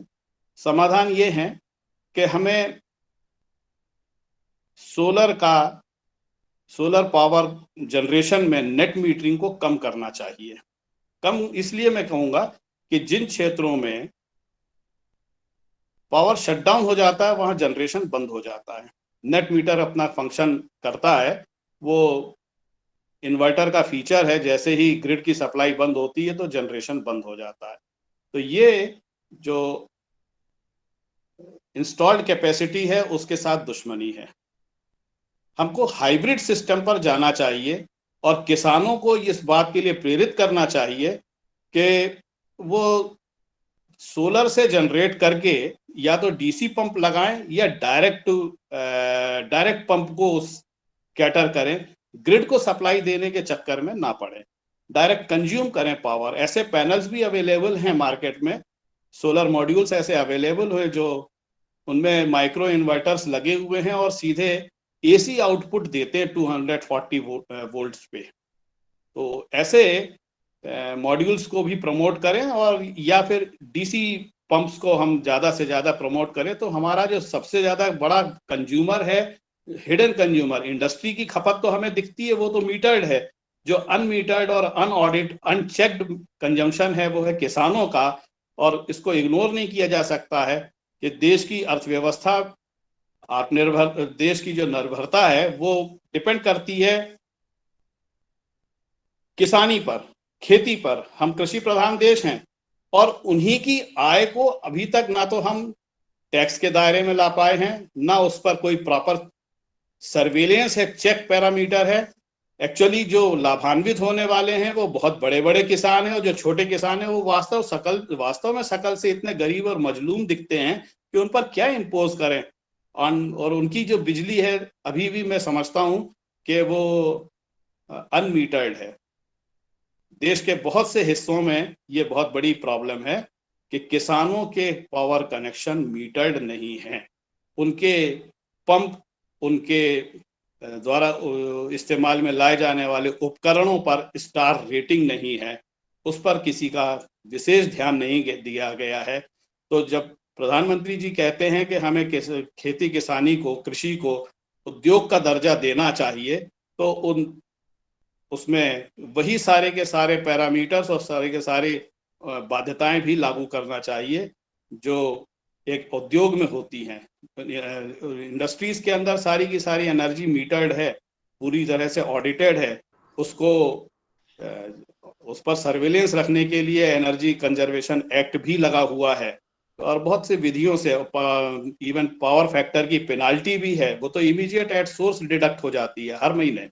तो इस प्रकार के सर्वेलेंसेस जब सरकार की तरफ से लगाए गए हैं तो डेफिनेटली किसान और कृषि के ऊपर भी वही सारे के सारे नहीं तो कुछ ना कुछ फैक्टर्स लगाए जाना चाहिए, तो किसानों की द्वारा खपत की जाने वाली ऊर्जा का भी बेहतर प्रबंधन हो सके। मैं ये नहीं कह रहा कि वो एकदम से पैसे भरना शुरू कर दें या अपने परेशानी में आ जाएं, लेकिन उस पर एक निगाह होना चाहिए, उसको इग्नोर नहीं किया जा सकता है। दूसरी सर, बात, आपसे रिक्वेस्ट है, लास्ट 1-2 मिनट, हम लोग ऑलरेडी टाइम के बहुत आगे चल रहे हैं। मैं आखिरी एक बात सामने लाना चाहता हूं। एक प्रोजेक्ट पर मैं काम कर रहा हूं, उसकी मैं इस मंच के माध्यम से घोषणा करता हूं कि आपने देखा होगा हमारे बैल के पास काम नहीं है। जो पशुधन था उस पर एक बड़ी दिल दुखाने वाली खबर आई थी 17 जुलाई 2017 में हिंदुस्तान टाइम्स में, कि गाय का फीटल सेक्स डिटर्मिनेशन शुरू कर दिया है और उसको कानूनन मान्यता दे दी गई है कि वो बछिया पैदा करे, बछड़ा पैदा ना करे। ये एक बहुत बड़ी गंभीर समस्या, एक चिंतन की बात थी और उसका मैंने तत्काल उसी समय विरोध किया था। उस विरोध को मैं आगे बढ़ाते हुए इस्तेमाल करता हूँ। मैं फुल पावर के बारे में चर्चा करना चाहता हूँ। एक पायलट प्रोजेक्ट लगाने की योजना तैयार हुई है। जीव दया ट्रस्ट के साथ मिलकर के हम 1.2 मेगावाट का फुल पावर जनरेशन स्टेशन लगा रहे हैं एक गौशाला के अंतर्गत। अगर ये हमें उल्लेखनीय प्रगति देता है, परिणाम देता है, तो स्वाभाविक रूप से पूरे देश में इसको क्रांतिकारी रूप से लागू किया जा सकता है। इसके लिए मैं 3 छोटे छोटे शब्दों का इस्तेमाल करूंगा। एक, आपने पहले रहट देखे होंगे या कोल्हू देखा होगा। दूसरा, आपने विंड जनरेशन के इक्विपमेंट्स, विंड जनरेटर अल्टरनेटर्स देखे होंगे, जो उनमें नंबर ऑफ पोल्स 24 से 48 तक होते हैं। वो लो आरपीएम पर चलते हैं। एक गियर मैकेनिज्म होता है जो आरपीएम को ऑडिट करके रखता है। यानी लो आरपीएम के जनरेटर से हम फुल पावर से पावर जनरेट करें और उन सभी solar thermal power, solar generation powers के एडजेसेंट लगाएं, जहां शाम को 6 बजे से सवेरे 8 बजे तक फुल पावर से एडिक्वेट एनर्जी जनरेट की जा सके और उसको ग्रिड में सिंक्रोनाइज किया जाए। मैं अपनी बात को विराम देता हूं। मुझे सुनने के लिए सादर धन्यवाद। आईएमपी के बिहाफ पे आपके इस इनिशिएटिव के लिए हमारी हार्दिक शुभकामनाएं, और हम सब आशा करते हैं कि आने वाले दिनों में इसको हम लोग पूरे इसकी वो सेटिस्फैक्टरी देखते हुए पूरे देश भर में ले जाएं इसको। सर ने 2 चीजें और बहुत कही कि उनका एक सुपर हैप्पी स्टेट था और पूरी एक कोल क्राइसिस मैनेजमेंट 2 ही चीजें थी, logistics, supply chain management and solar का, जो हमारा ठीक से हम लोग रुझान नहीं कर पा रहे हैं। अभी हमारे पास नेक्स्ट स्पीकर हैं हमारे सेक्रेटरी साहब Shri Bhu Soyan Sahab, state of Odisha. Over to Bhu Sahab. Thank you, sir, for nicely moderating the sessions, and thank you for giving me some time. I'll be very short and brief. I'll share Odisha's perspective about the energy crisis, about the coal crisis, and then after that, if required, we can take few questions and all. I'm sharing my PPT.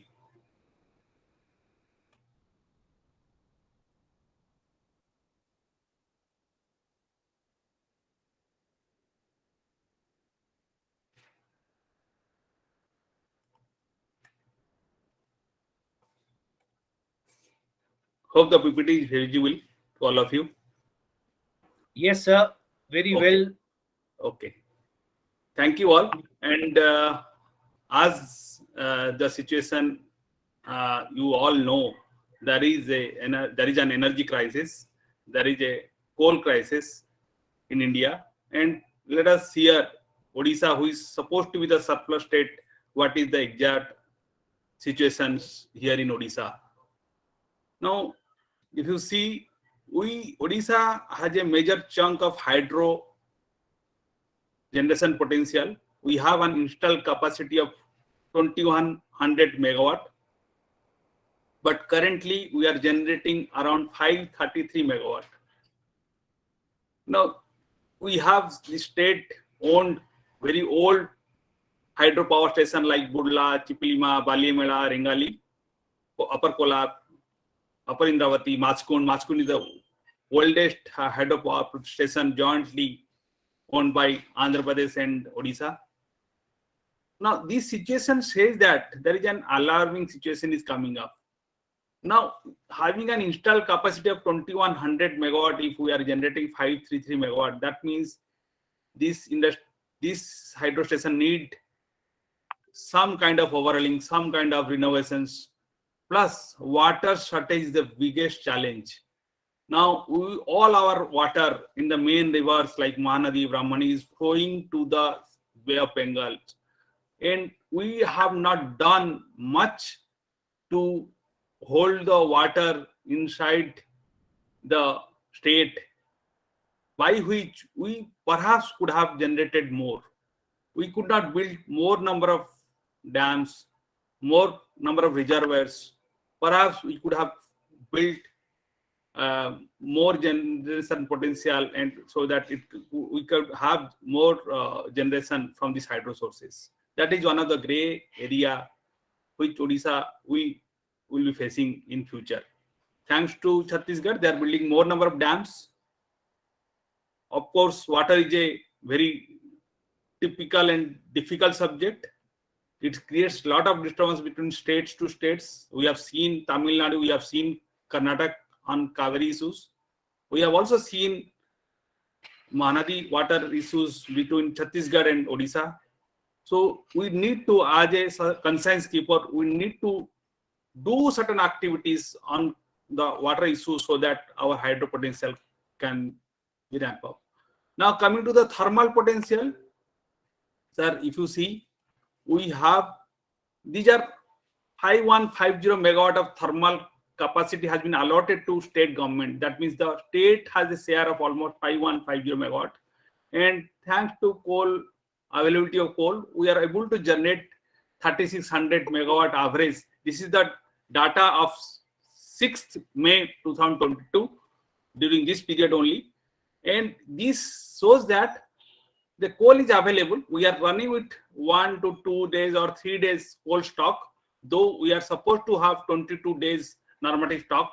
Due to increase in coal price in the Indonesian market, in the international market, because of Ukraine war, because of the coal crisis, the PLF of the thermal power plant has gone down. And because of the high coal cost, even Vedant, who is supposed to give 600 megawatt power to Odisha, is only generating 81, sometimes it is generating 200 megawatt. So there is a acute generation difficulty as far as private player are concerned. If thermal is also due to higher generation, due to higher coal cost, is not able to generate much. So though coal stock is available with MCL, but due to increase in coal prices, this power generation is now more is not in a very cost effective, and we are not able to generate in a economic way of generation is not there. Now coming to, though Odisha is not very good in solar and small hydro, we are able to generate only 100 megawatt from renewable. But thanks, there are a lot of iron, steel, aluminum industries in Odisha. The installed capacity of the captive generating plant is almost 10,000 megawatt. And these 345 megawatt is being pumped to the state to meet the consumer consumption, to meet the local consumptions. But almost all the power is being consumed by the industry itself. And because these are all captive generating plant. So if you see average, we have an installed capacity of 17,000 megawatt. And currently the state demand, average demand on 6th May 2022 was 4618 megawatt. Now, these are the 4 DISCOM in Odisha. TP, all are being managed by Tata Power, TPCODL, TPWDL, TPNODL, TPSODL. So DISCOM, they schedule almost 4,190 megawatt. Actually, there is an overdrawal of 4 to 4 megawatt. So if you see this figure, these are figures to be analyzed. We are having a generation of 4618 megawatt, but we could only schedule almost 4,200 megawatt. Now the peak goes sometimes 4,767 megawatt. And there is a minimum of 3,581 megawatt. That means there is a wide variation in demands, and the instantaneous peak has touched 5,360 megawatt. Now this shows a demand has not been managed properly.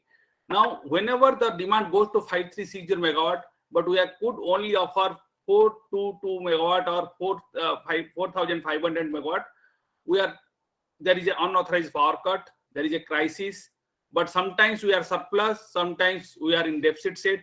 That is equal to other state also. Though Odisha was voting earlier, we are a power surplus state, but due to demand side management or non-implementation of demand side management regulations, we are not able to manage our demand. Otherwise, if you can manage our demand, perhaps we'll be in a good positions. Now coming to open access and CGP power, open access has been implemented in Odisha, but power trading is happening. And if you see all the positive, they are injecting to grid, trying to meet the Odisha power of the local consumer. These are the private CGPs, private IPPs, and wherever they are drawing from open access. But there is an increase in cross subsidy surcharge in the particularly for the renewable sectors. This has again increased the cost of electricity. Now there are few way forward. Now, as all the speakers have really said that power and politics go together. When there is a shortage, whether it is state government, central government, we need to admit there is a shortage. There is a section 11 is there in Electricity Act 2003, which has the power, which has given power to the state that they can curtail the demand. Now, if there is a curtailment of demand or there is a power situation, deficit situation, then we should allow industries to draw power from outside till imposition of section 11 and remove cross subsidy surcharge. So wherever some surplus power is available, it can be consumed in other state. India as a one nation is having one grid, but we should also move towards one price as far as energy is concerned, electricity is concerned. Then perhaps our surplus can meet the deficit situation of in Tamil Nadu, or Tamil Nadu surplus can meet our deficit situation in Odisha.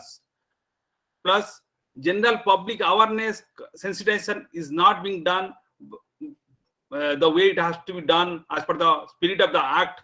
General public has a major role to play to switch up non-essential loads during morning peak, evening peak, and there have to be self-load restrictions. Like in if you see, go to foreign country, and if there is a power cut, even if power cut is not there, they normally switch up on essential load during non-peak or peak time, and they have a self-load restriction and great discipline that need to be practiced by the consumers.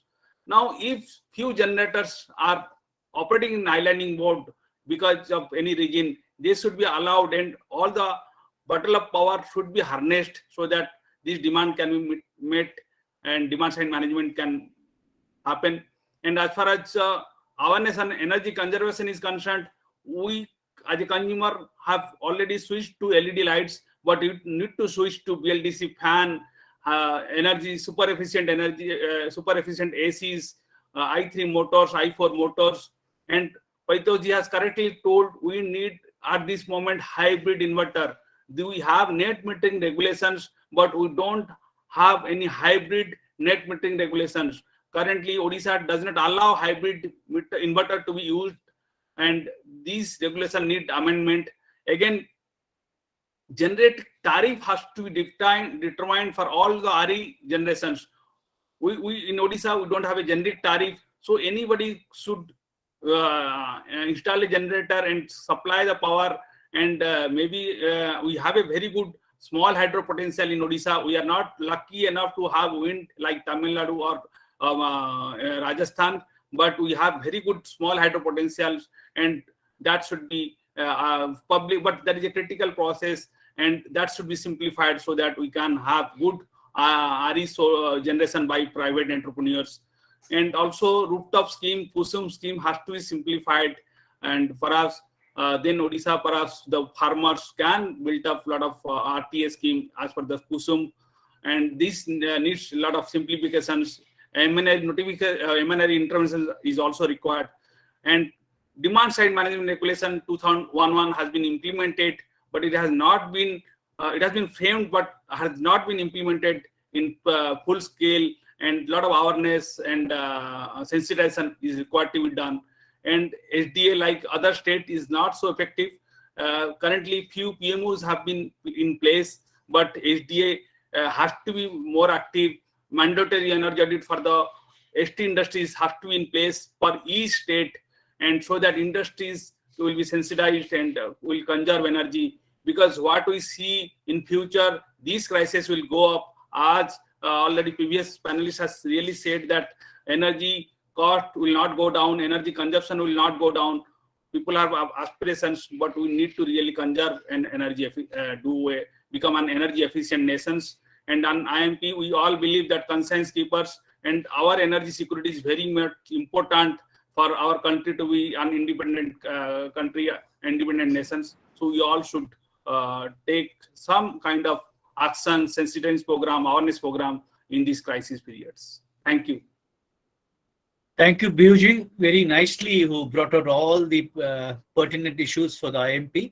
और इसी संदर्भ में मैं एक ही चीज कहना चाहूंगा, interlinking और रिवर्स वाला एक बहुत प्रोजेक्ट है, पेंडिंग चल रहा है. जितना अपना वाटर वाला जो आपने इशू किया वो सब इससे सॉल्व हो जाएगा. ये आईएमपी के लिए एक बहुत अच्छा एक मौका है कि हम लोग एक कंसेप्ट पेपर इस पे लिख सकते हैं कि इस इंटरलिंकिंग रिवर्स से कितना हम लोग पावर जनरेशन अपना रैंप अप कर सकते हैं और कितना वेस्टेज कम कर सकते हैं. साथ ही साथ मैं एक और हाउस से परमिशन चाहूंगा. हमारे पास एक स्पीकर और हैं उत्तराखंड के लिए, श्री पूनम डोगरा जी. हम रिक्वेस्ट करेंगे, यदि हाउस अप्रूव करता है, कि आज हमने खाली 6 स्टेट्स कवर किए हैं, इनको अगले सेशन में ले जाएं उत्तराखंड के लिए, और 3-4 स्टेट्स जोड़ लेंगे उसमें नेक्स्ट सेशन के लिए. यदि हाउस अप्रूव करता है तो we take on. Then I shall hand you over to our president Sahab, Shri Anil Chaudhary साहब. देन फॉलोड बाय, मेरा निवेदन है उत्तराखंड के प्रतिनिधि को भी अभी अवसर दिया जाए, वे भी बोलें, अपनी बात रखें, और संक्षेप में फिर उसके बाद हम अध्यक्षीय उद्बोधन के लिए अनिल साहब को स्विच ओवर करेंगे. बिकॉज हम लोग 35-36 पार्टिसिपेंट्स थे, लगता है कुछ का लंच टाइम होने जा रहा है, तो ऑलमोस्ट इसको तो हम 22 लोगों पे पहुंच. ये कर्नल साहब, ये होता है कि वो लिस्ट लाइक एनर्जी कंजर्वेशन, अगर हम लोग स्टार्टिंग में एनर्जी कंजर्व नहीं किया तो आज हम लोग को प्रॉब्लम हो रही है. तो सेम हो गया टाइम में भी, स्टार्टिंग में कंजर्व नहीं हुआ तो, लेकिन still one speaker is only left ना. यस पूनम डोगरा जी, तो उनको भी कर लेने दिया जाए. Okay. Poonam, may I call upon you? She's on board. She's coming. Yeah. Namaskar to all of you, and thank you for giving me this opportunity to talk about Uttarakhand. So I'll present my presentation.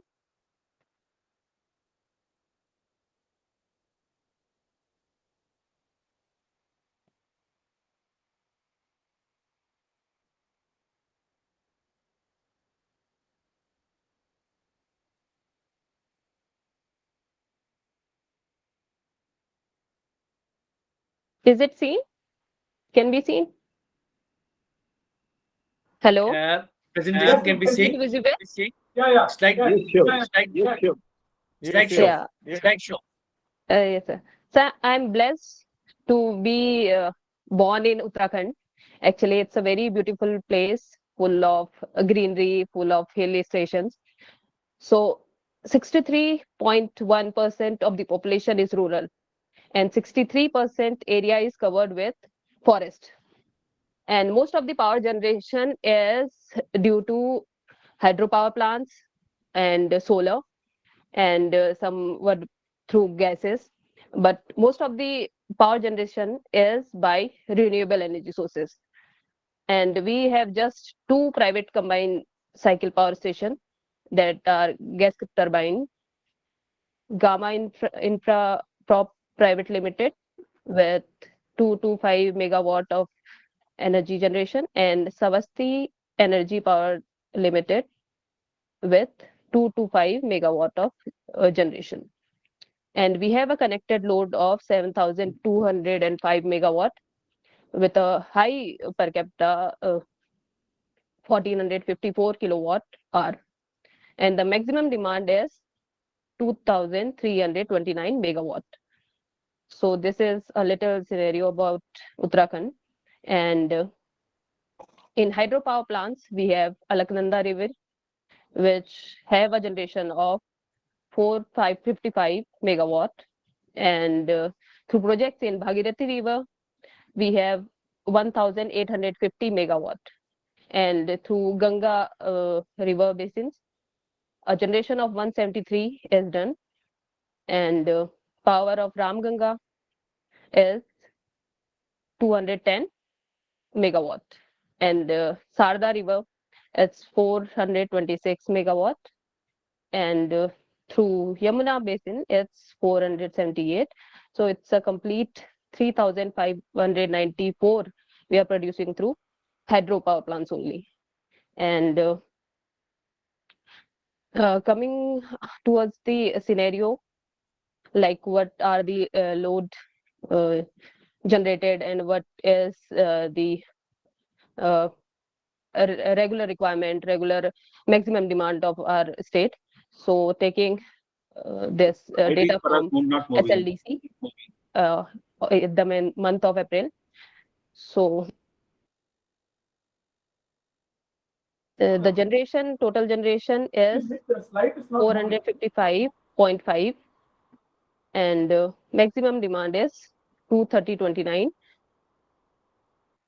And through generation through IPP is 16.14 and through CPPs like sugar mill is 20.05 unit. Poonam मैं interject आप थोड़ा slide भी shift करें next slide पे जाएं आप जो slide आप एंड आप नीचे से फुल स्क्रीन में ले सकते हैं नीचे से So this is in full screen only. Okay मतलब मुझे तो फुल स्क्रीन में ही दिख रहा है. ओके नॉट अ इशू आप स्लाइड भी शिफ्ट करें शिफ्ट हो रही है स्लाइड अभी तक. not as yet Oh. अभी हम लोग को जो नजर आ रहा है मैं अभी हम लोग को गामा इंफ्रा सरदे एनर्जी वाला अच्छा मैक्सिमम उसी So is next slide is visible? not as yet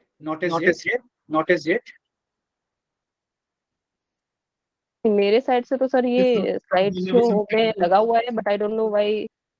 There may be some technical snacks. Okay. Please continue. Continue without the slides now.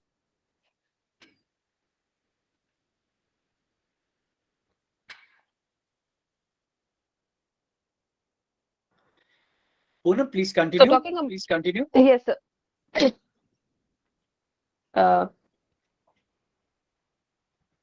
And our net withdrawal from the grid is 771 mega unit and total availability is 1,223.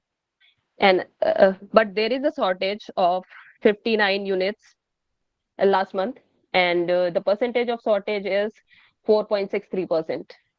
And the maximum daily shortage is 342 megawatt. And although our state is utilizing this demand side management scheme, so agriculture demand side management is being done there, and we have an agreement with DISCOM and EESL for implementing projects in which efficient pumps, star rated pumps need to be replaced. So we are working on this, and with that municipal demand side management is also being done.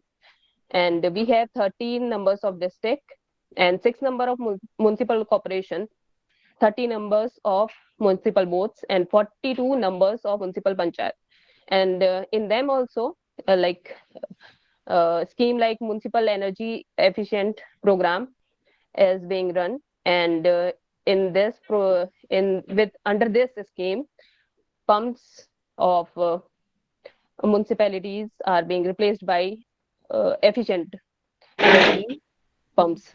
And street light management is also being done in Uttarakhand, like street lights, LED street lights we are installing. And as I've already said, that most of the area is rural, and that area comes under panchayat. So DC street lights, like solar street lights, are being installed in most of the areas, most of the rural areas. Like in my village also, we are using street lights, solar street lights. And talking about energy conservation building codes, Uttarakhand have only two climate conditions, that is cold and composite. So they have different ECBC codes, and according to that, 50 kilowatts building above 50 kilowatt or 60 kVA demand comes under ECBC. And phone off and the plot area of the building more than 500 square meter is comes under ECBC. So this is a little difference in Uttarakhand, like 50 kilowatt is the limit. And as all the panelists have given their suggestion about the energy conservation, so as my state is little deficit in energy, so what I feel my state need to be switch on more solar to generate its electricity more, and small mini and micro hydropower plants would be installed there, and energy audits of buildings and industry need to be done. So this is it with the scenario of Uttarakhand, and thank you very much for giving me this opportunity to talk about my state. Thank you, sir. Thank you, Poonam. You brought us a very valid point that ECBC has to be tailored for moderate as well as core climate Sorry, for the energy echo is conservation. And she has also called upon the pumps of and the equipment of ESL. So I take a opportunity to call upon Shri Anil Chaudhary ji to say a few words at the concluding part of the session. Hello, thank you very much, Colonel Saab, for nicely moderating. Though we have short our time, so but the topic is such that everyone was very much interested to say what they can do for in their states and for the entire nation. So briefly, now onus is on me to briefly say what I wanted to say. And most of the topics have been touched, and energy crisis have been identified amid. We know that amid this sweltering heat, what is considered as exceptionally hot summer, India is suffering a power crisis, and this power shortage comes barely 6 months. In October 21, also we suffered something like that. So acute scarcity of coal supplies is there. The annual coal consumption of India is over 1 billion tons. So the various kinds of things have been discussed just now, and the measures have been also discussed: supply side management, demand side management, everything, and conservation has been also touched. So just to see the overall picture, the annual coal consumption in India is over 1 billion tons, and thermal power plants account for the 3/4 of it. Just a sec, Anilji. Just a sec. Poonam, may I call upon you to kindly take off your PPT from the window, please? Over to Anilji, please. Okay. So the thing is that nation coal reserves have fell around 17% from the start of this April 2022. With a coal stock of around 21 million tons, and it is told that it's just enough to supply around 9 days. 2 days back it was said like that. At least 108 of the 173 coal-fired plants nationwide are said to have critically low levels of coal inventory. So this is the kind of situation that we have already discussed now, and what's the reason? Because there is sharp decline in the supply that is being told. Slow movements of goods. So railways has already come up with that various kinds of measures, and the power demand has also escalated. That's also one thing which can be noted. One fact is that current power crisis, which is being told, is not just one reason that coal is not sufficient. Let's say one. Though we are thinking that we have days somewhere we have 2 days or 9 days of coal left, but we are somehow we are recouping it. The major crisis is the sharp decline in electricity generation is also there from different fuel sources also. Coal is there, but other sources have also declined. And the low coal stocks at power plants may be attributed to the several factors. Hello. Attributed to several factors such as heightened power demand due to boom in economy post COVID-19. Economy has boomed like anything. Early arrival of summer, rise in the price of gas and coal. Hello. If somebody is not speaking, can mute. May I call upon all the other participants other than the speaker to kindly mute? So better reception at all fronts, please. Request. Thank you, sir. So after the COVID-19, the economy has suddenly again boosted up. So an early arrival of summer is there, rise in the price of gas and imported coal, and sharp fall in electricity generation by coastal thermal power plants. So this all have the cascading effect on this crisis. It is not a coal crisis per se, but a power demand supply mismatch. The power demand has registered an upswing as the economy has bounced back. Summers have arrived early and price of gas and imported coal have shot up sharply. And shortages have become rampant.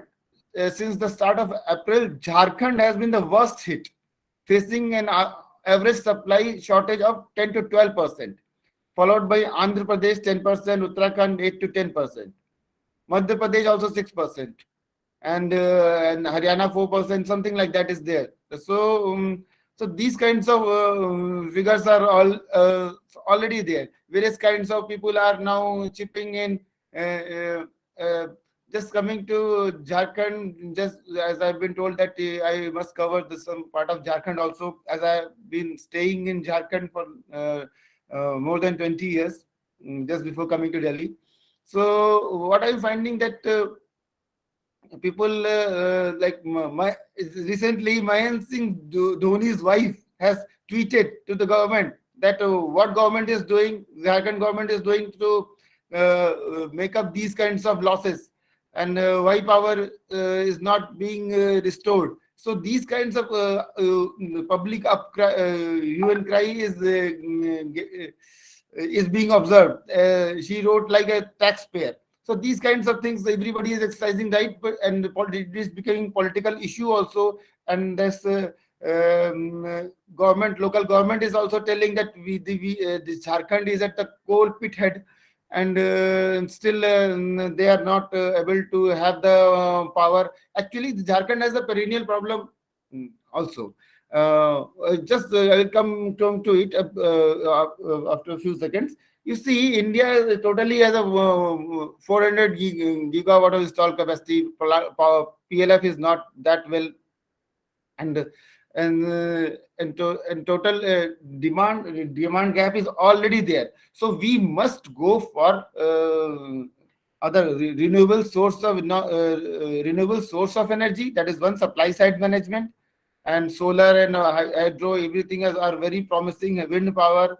So these we have to harness those things. Another thing is demand side management, and going for the energy efficient methods, which already our panelists have touched. Just take some figures. Figures are like this: that if we that India potential energy saving potential, which we are standing, if we go for the energy efficient methods, that India potential will be is around 87 million tons of oil equivalent, and in electricity for this 285 terawatt hours by 2031. This is the potential of energy savings in India. So it will have the monetary saving of 1.1 lakh million US dollars. This is the potential of the energy saving in India by 2031 by the methods by which we are progressing. So, but we have but that requires a investment of 1.40 million US dollar. So this kind of investment is required, but you see 1.1 lakh million US dollar is also being saved. So energy is being saved. That is one part. 285 terawatt hour of electricity and 87 million tons of oil equivalent from other fuels also are getting saved. These kinds of energy is also getting saved, and investment is 1.40 million US dollar. The payback period is 1.3 years. So India should focus about these kinds of things. So India should transform markets. India should have the energy conservation markets, because 1.40 million US dollar market is there by 2031. And at present we are not harnessing even 10% of it. So this kinds of, and we have to be very serious in these energy conservation methods. So if we go to these energy conservation methods, so it will be makes good economic sense also, and the energy is we go for energy security also. So that is the thing which I want to convey for entire India. And coming back to Jharkhand, you see that the total energy demand of Jharkhand demand is around 2.1 gigawatts. And gigawatts, and it produces only 330 megawatts of power. Though in the pitted, it produces only 330 megawatt of the power. So all the power is Jharkhand is getting from central pool. So and there is always deficit of that. So at present the 2100 megawatt power current demand allocated from the central pool, they are getting only 1700 megawatt of power, and there is additional demand of 300 megawatt of power, which when there is already deficit, nobody is talking about additional. So the power crisis is huge in Jharkhand, and the Jharkhand has been so one thing you can, and the peak load is already deficit in the peak load. Jharkhand has already deficit there in the peak load, and at present Jharkhand total power distribution, if you see that it's in the 33% AT&C loss. AT&C loss, and as Mr. Prasad ji has just told that Bihar has gone for 35% from 50, around 60%. So Jharkhand has also progressed like that, but still it is at 33%. Consumer metering is at 78%, around 80%, and DT metering is also around 80 to 85%. So that kind of power scenario of Jharkhand is there, and the power deficit is at present is of 1.8 gigawatt of power deficit is there in the Jharkhand at present. I've just talked about the entire India, and now I'm telling about the Jharkhand. 1.87 gigawatt is the net deficit of the power, and the peak load deficit is 85 megawatt. So one thing I will tell, that Jharkhand is already going for various kinds of power plants. This Patratu power plant, and this has NTPC has taken over, and so these so NTPC is going for a supercritical thermal power plant. So these plants will come up. When they will come up, there will be some power scenario. Some Adani power plant has also set up, but they have set up it to transport it to Bangladesh. So they are not going to serve any purpose to Jharkhand. So these kinds of scenarios are also existing in Jharkhand, and they are also focusing on various kinds of hydropower projects. There's a list of that. There's a shortage of time, so I will not show that list. That there are various kinds of plant power projects are there, which are at present are being shelved or very slowly moving. So they have to move those projects very fast if they have to go from the supply side management. Other thing is already there, that they should go for the demand side management. If they will go for the demand side management, the potential is very huge, as Vibuji has also told, and many other speakers have also told. If that they will go for demand side management, then still then they have got a good potential to meet their demands. Because you see, Jharkhand already has 144 coal mines, seven power plants. They have 144 coal mines. Still, they are supplying power to all the coal to all the states. They have the power crisis. So they have to meet the power crisis by the supply side management and the demand side management both. And the supply demand side management is very much required. And Jharkhand, Jareda and all that have already identified about agriculture demand side management and various and municipal demand side management. All those have been identified. So these are to be now implemented. So these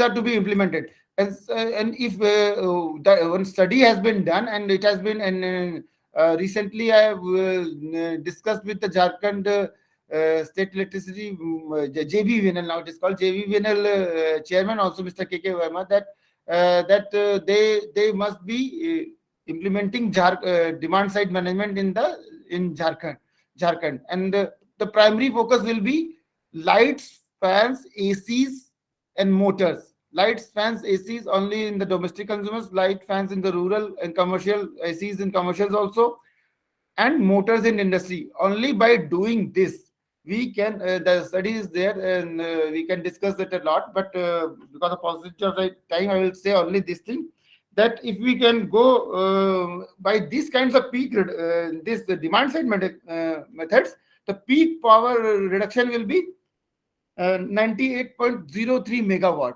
and the power deficit as of now, it is being told as 85 megawatt. So if we go by the demand side management, so our peak power reduction is already more than matched. 85 megawatt is a peak power deficit, and we go for demand side management. What are the measures which have been thought of lights, fans, ACs in the entire states, which the runs out of around more than 15 lakhs of fans, and much more number of ACs and all those things. It's a Herculean task to be covered in 2 to 3 years. If we progress very rightly, then we will be reducing the peak load demand of 98, around 100 megawatt of peak load demand.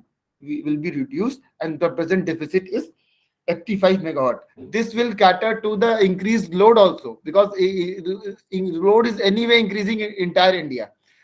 Indian cooling needs is very much increasing. There is a document also, Indian Cooling Action Plan. So it is projecting that our energy demand in cooling is also going to increase. So we have to become very efficient in our cooling system also. So these are various kinds of cascading effects. So this is in nutshell I would like to say. So that we have to go for the supply side management, but that too in the renewable energy sides. Various kinds of projects are there. We have to very effectively monitor it and very effectively implement it, and go for the demand side management and energy efficient methods. It's an imperative for all, because the resources which we are using today, we are literally borrowing from our children. As so we have to, if we have to survive, then we have to go for it. Sooner we learn, it's better for us. Thank you very much. Thank you very much. Thank you, Anilji.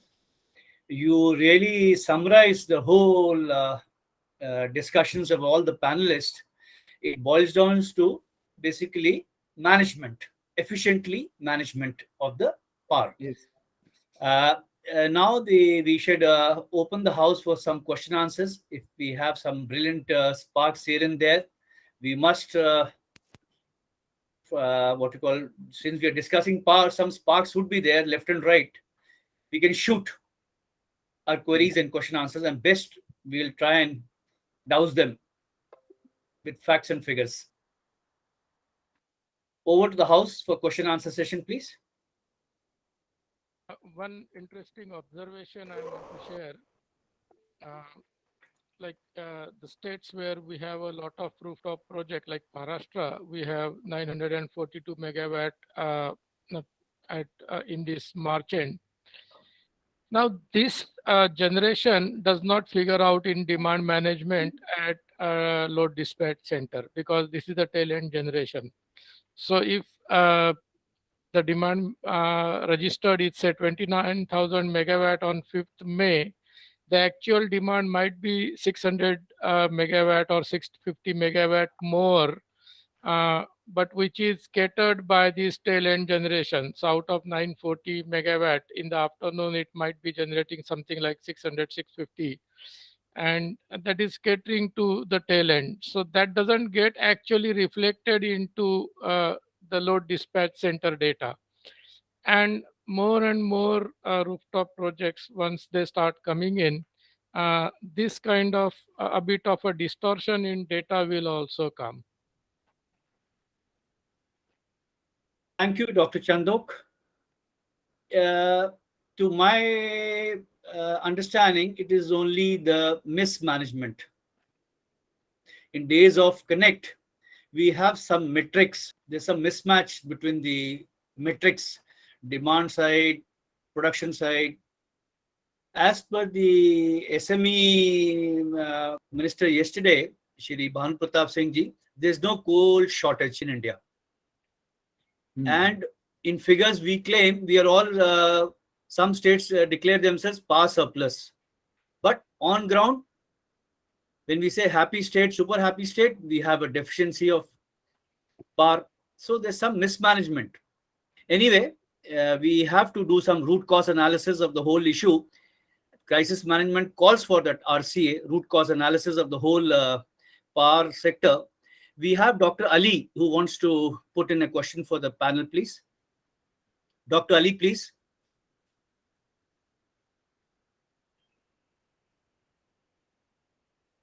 Dr. Ali, are you there? Okay, I'll switch on to Dr. Prabodh Maji, please. Yes, yes.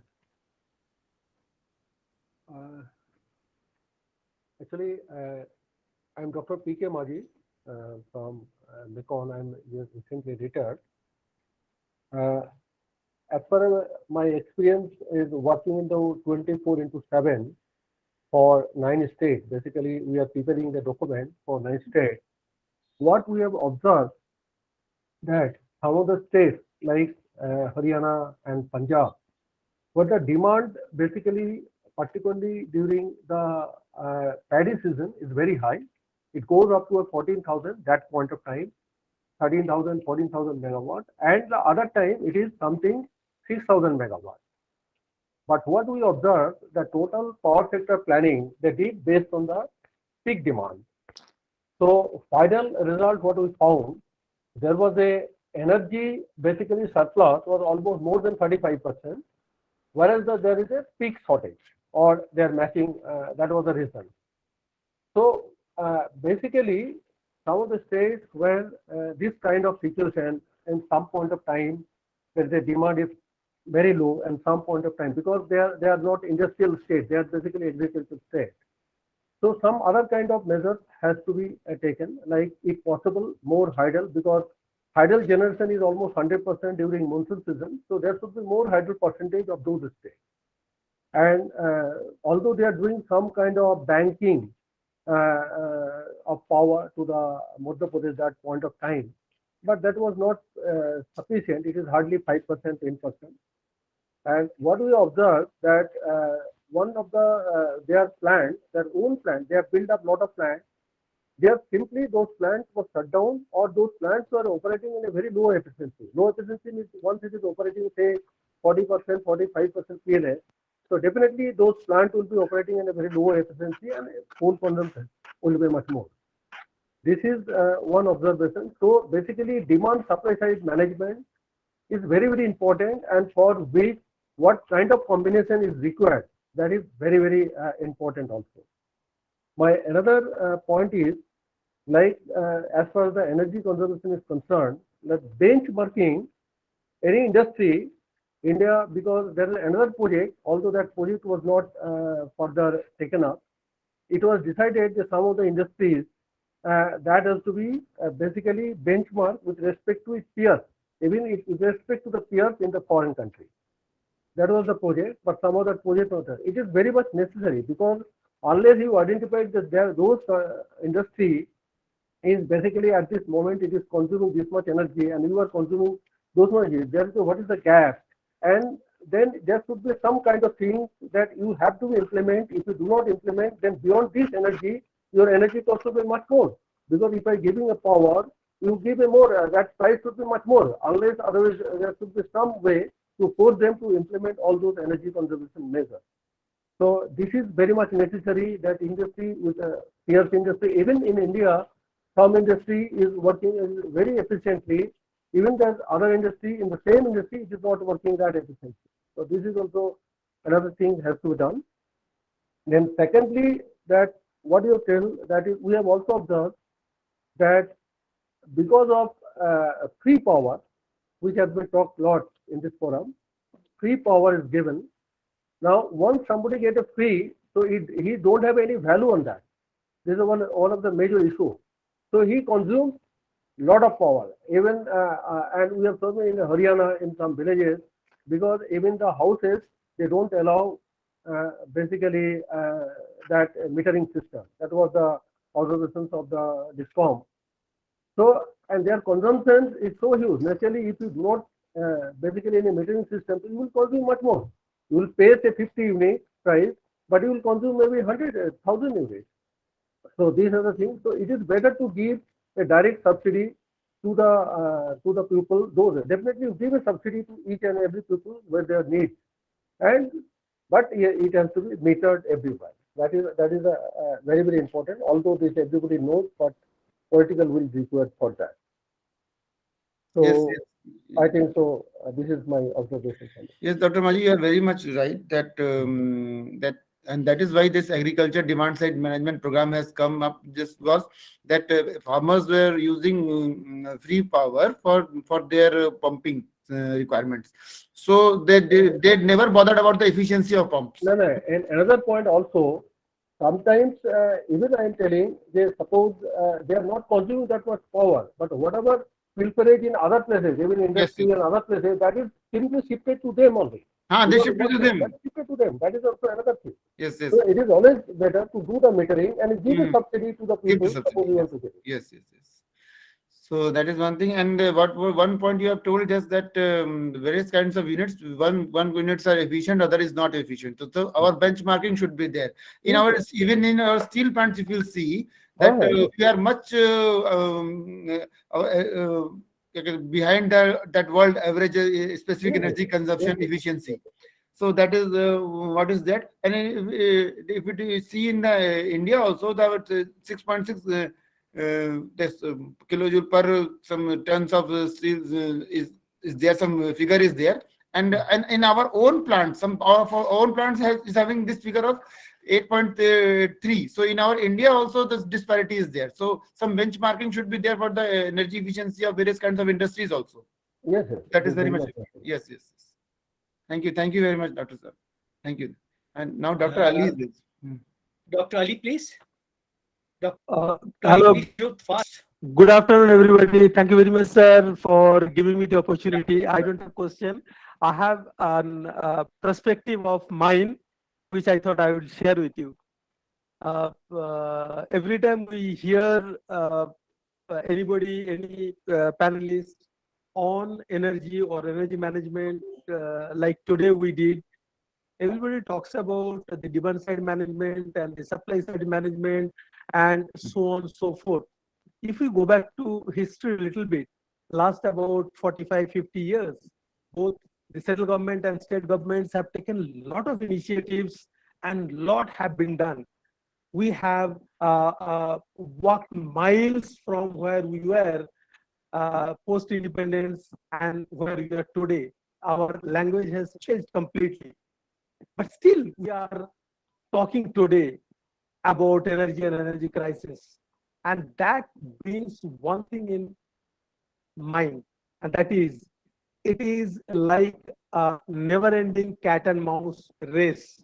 I call it cat and mouse race because our every action is towards bridging the gap between demand and supply.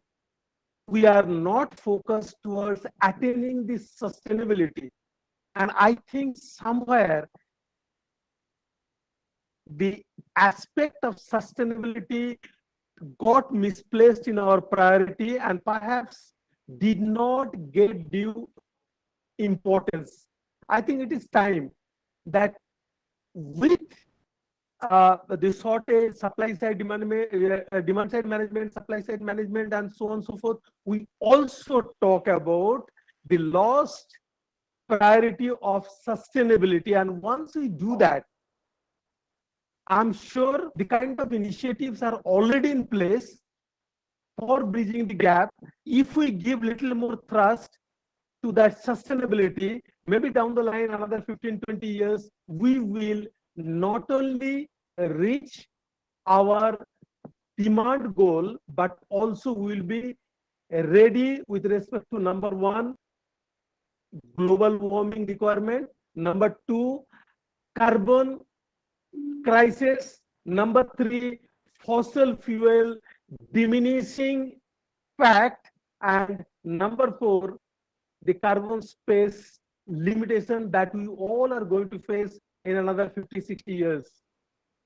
I think that is another very important aspect, and we should be speaking. Thank you very much. And thank you very much, Ali sir. One thing I will just take on from you, that sustainability you have touched is a very important point. And then and the scenarios and the global scenarios that for any investment, this sustainability factor is being thought of nowadays, and it is picking up, and so it will be there. The ESG, environmental, social, and governance, these are the three factors we judge the companies how they are going to perform. So these factors have already come up. So this environmental factor is one of the parameters. Social and governance is other two. So the environmental is one of the parameters. So that is becoming the parameter to judge any prospective projects, and even for the financing of that project also. So sustainable finance has also come into the picture. So these kinds of things are there because sustainability, because if you do anything, if it is not sustainable, then it's of no use. So very well brought out point. Thank you very much, Dr. Ali Saab. Thank you. Thank you, Anilji. I'll just pick up a thread from here only. Is coal sustainable for the future? We'll take with that food for thought. We will carry on. Now, any more questions, please? We had Sanjeev Jain, please shoot.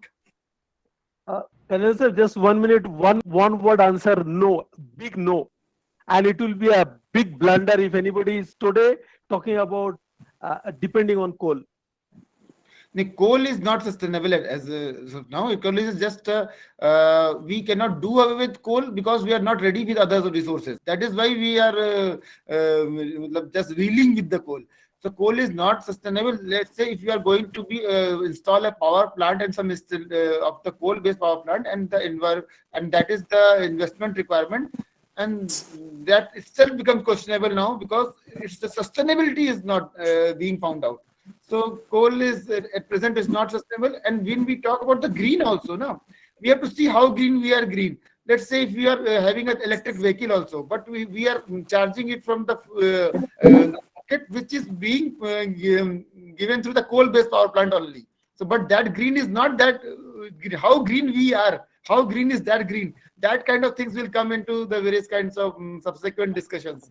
So this light is very green and olive green. The difference between the light green and olive green. Yes. So once green. we have our some base, then we will go for these kinds of things also. Then we will see that what we are talking about, the green is not that green. It's a pseudo green. So that kind of things will come up. Sanjeev Jain ji, good afternoon, everyone. Thank you. I would like to thank IAEMP and all panelists for the very informative discussion on the energy crisis. As a part of state designated energy agency of Chhattisgarh Cradle, I would like to thank all panelists, and I would like to mention here that all SDAs are actively implementing all activities as per the provisions of the Act, including the DS Energy Efficiency Energy Consumption Program.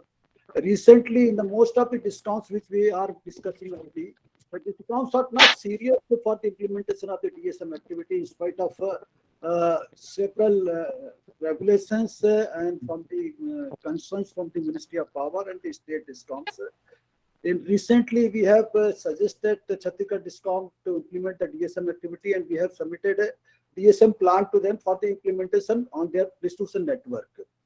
As Mr. Chandak has mentioned that energy accounting in the recent regulation, it is mandatory for the distribution company, and we have suggested the distribution company for the energy accounting at the transformer level. Not on the transformer level, substation level also. So this would be a very initiative program, very good program for the energy efficiency. And as you know, Bureau of Energy Efficiency has prepared a plan for the State Energy Action Plan, SEEP, and most of the consultants are supporting to SDS. Under the State Energy Action Plan, we are planning to submit a proposal to the state government for the notification of the energy intensive industries which are not covered under the Energy Conservation Act as a DC. As a threshold energy consumption 30,000 metric ton. So we can get more industries under the Energy Conservation Act, energy conservation provisions to get the energy efficiency, energy measures in their industries. Kusum is a very good initiative, schemes of the Ministry of Power. It's a idea, target of a scheme is that to make a farmer Urja Data, Annadata. It's very important, very helpful scheme for the discount for the loss reductions also. And rooftop scheme is a very good scheme, though in the rooftop, solar rooftop target, we are not achieved that much of target, whatever the planning, what the MNRE, what the 40, against the 40 gigawatt target, we could have only 9 megawatt. Other than the solar is very good. I would like to say a suggestion from my side to the IAEMP that the IAEMP is a very think tank on the RE and energy consumption, energy efficiency. We can support the state designated agency. What I feel that all the SDs are not state-alone SDs. These are the SNAs of MNRE and they're doing activities. That is why we supporting the consultants, CIA, SHM, FICCI and all, because they are very take-off shop. So IAMP can support to the SDs in a systematic planning manner for the activities. Recently, we are organizing the training program for the retailers for the S&L programs also. And most of the activities which SDS cannot do, but we can, IAMP can do activity on their behalf. So we can coordinate with the concerned state designated agency for the implementation and for the support for this type of awareness programs.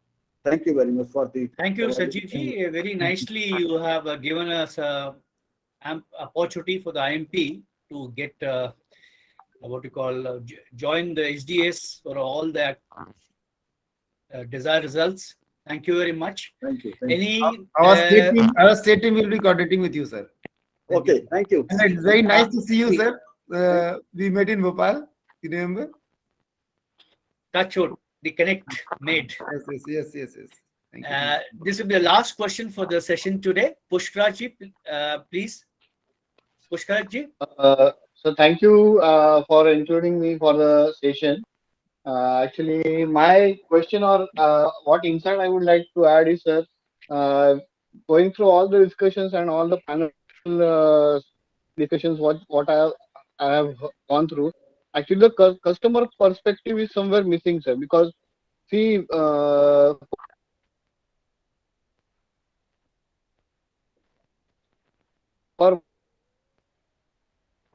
Sir, we lost your audio, sir.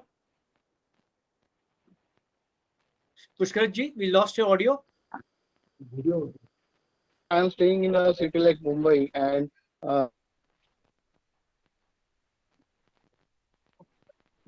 so you can write down in the meanwhile. Karnal sir, you can conclude. You can write down. Okay. In some other part of it, I don't know what the Pushkar ji, you can write down your message. We'll get back to you. Okay. A lot of key point indicators for today's session. Panelists have brought, I think, every inch of the crisis management I possibly cannot think there is anything left out. Any initiative, mitigation, you name a thing, it has all been included in the today's session. And we are really grateful to each and every one of you who have rendered their valuable time and the knowledge what we have shared, like the flow chart, how to measure the people right who from are the whether they are coal from they, the coal bed what to area the they are staying. So that type of approach, I think,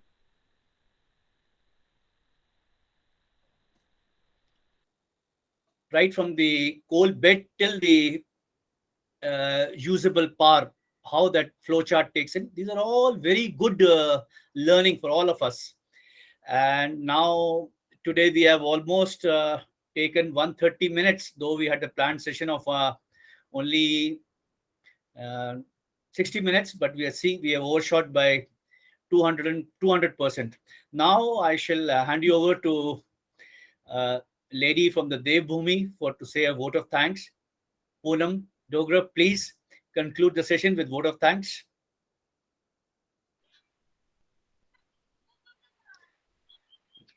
Poonam? Hello. Yeah. I think it was a great session. All the senior members of IAEMP who have a great experience in their field have shared a lot. And as a beginner, I'm just learning from you people. And it was really great to know that how state are working and what energy conservation can be done. And but I feel that IAEMP, as Sir said, suggestion from some of the panel that IAEMP should also work with SDA and should take this energy conservation forward. So it was a great hearing from all of you, and a great session. And I think we should take a picture of all the participants. And thank you for joining. We may just switch on our videos. I request all of you to switch on your video.